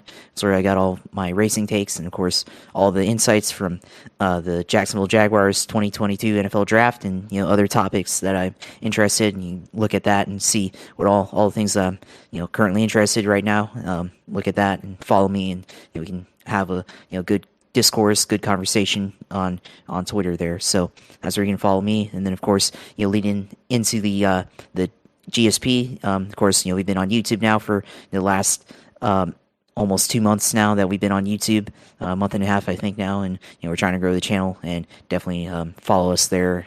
Subscribe to the channel Grip Strip Podcast, and like, comment, and subscribe on our videos, and of course share the videos on Twitter or wherever else you decide to share on. So that'll do it for my part of the credits there, and let you, Philip, go ahead and finish out the close for me. Absolutely. You got to follow Josh on the sim side between the Indy 500 and then the 87 cars. He's got it locked down. Solid, strong driver and patient driver. A lot like Mark Martin. Kind of goes and does his thing and comes through when it counts. That's what Josh's game is. Very analytical. And makes sense because he's a sharp guy. Part of the reason why he's a co-host and one of my good friends, because he has to pick up for me because I'm a drunk. With that, I'm at Philip G. Matthew on Twitter. Our show is at Grip Strip Pod on Twitter. Josh mentioned our YouTube page, Grip Strip Podcast, where all our shows now over the last couple of months or whatever since we've gone here to Discord, we've been posting our shows. So you get to look at our beautiful mugs on YouTube and listen to the show that way. You can also listen to our show on Apple Podcasts, Amazon Music, Spotify, Podbean, Pandora, and iHeartRadio, Stitcher, and TuneIn.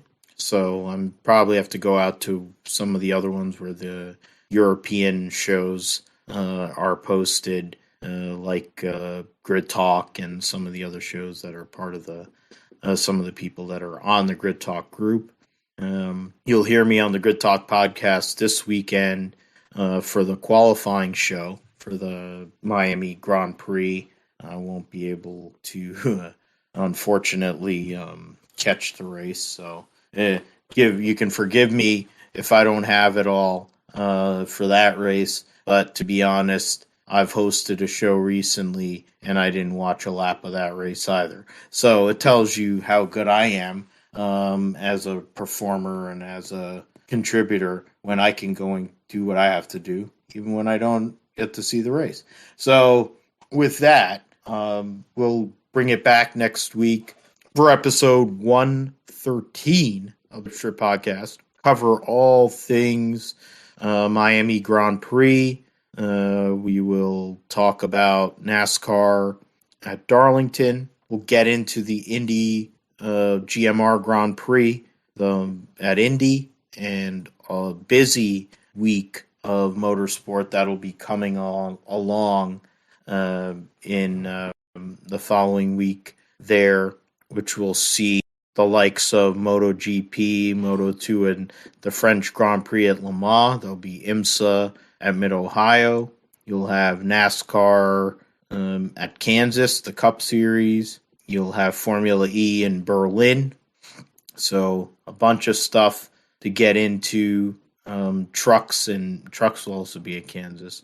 And so that'll be some of the stuff we'll look at here next week on the Grip Strip Podcast for episode 113 in a busy month of May, leading into the greatest day in motorsports, and probably we'll have some guests on for that at that point. We thank you for listening to Grip Strip Podcast.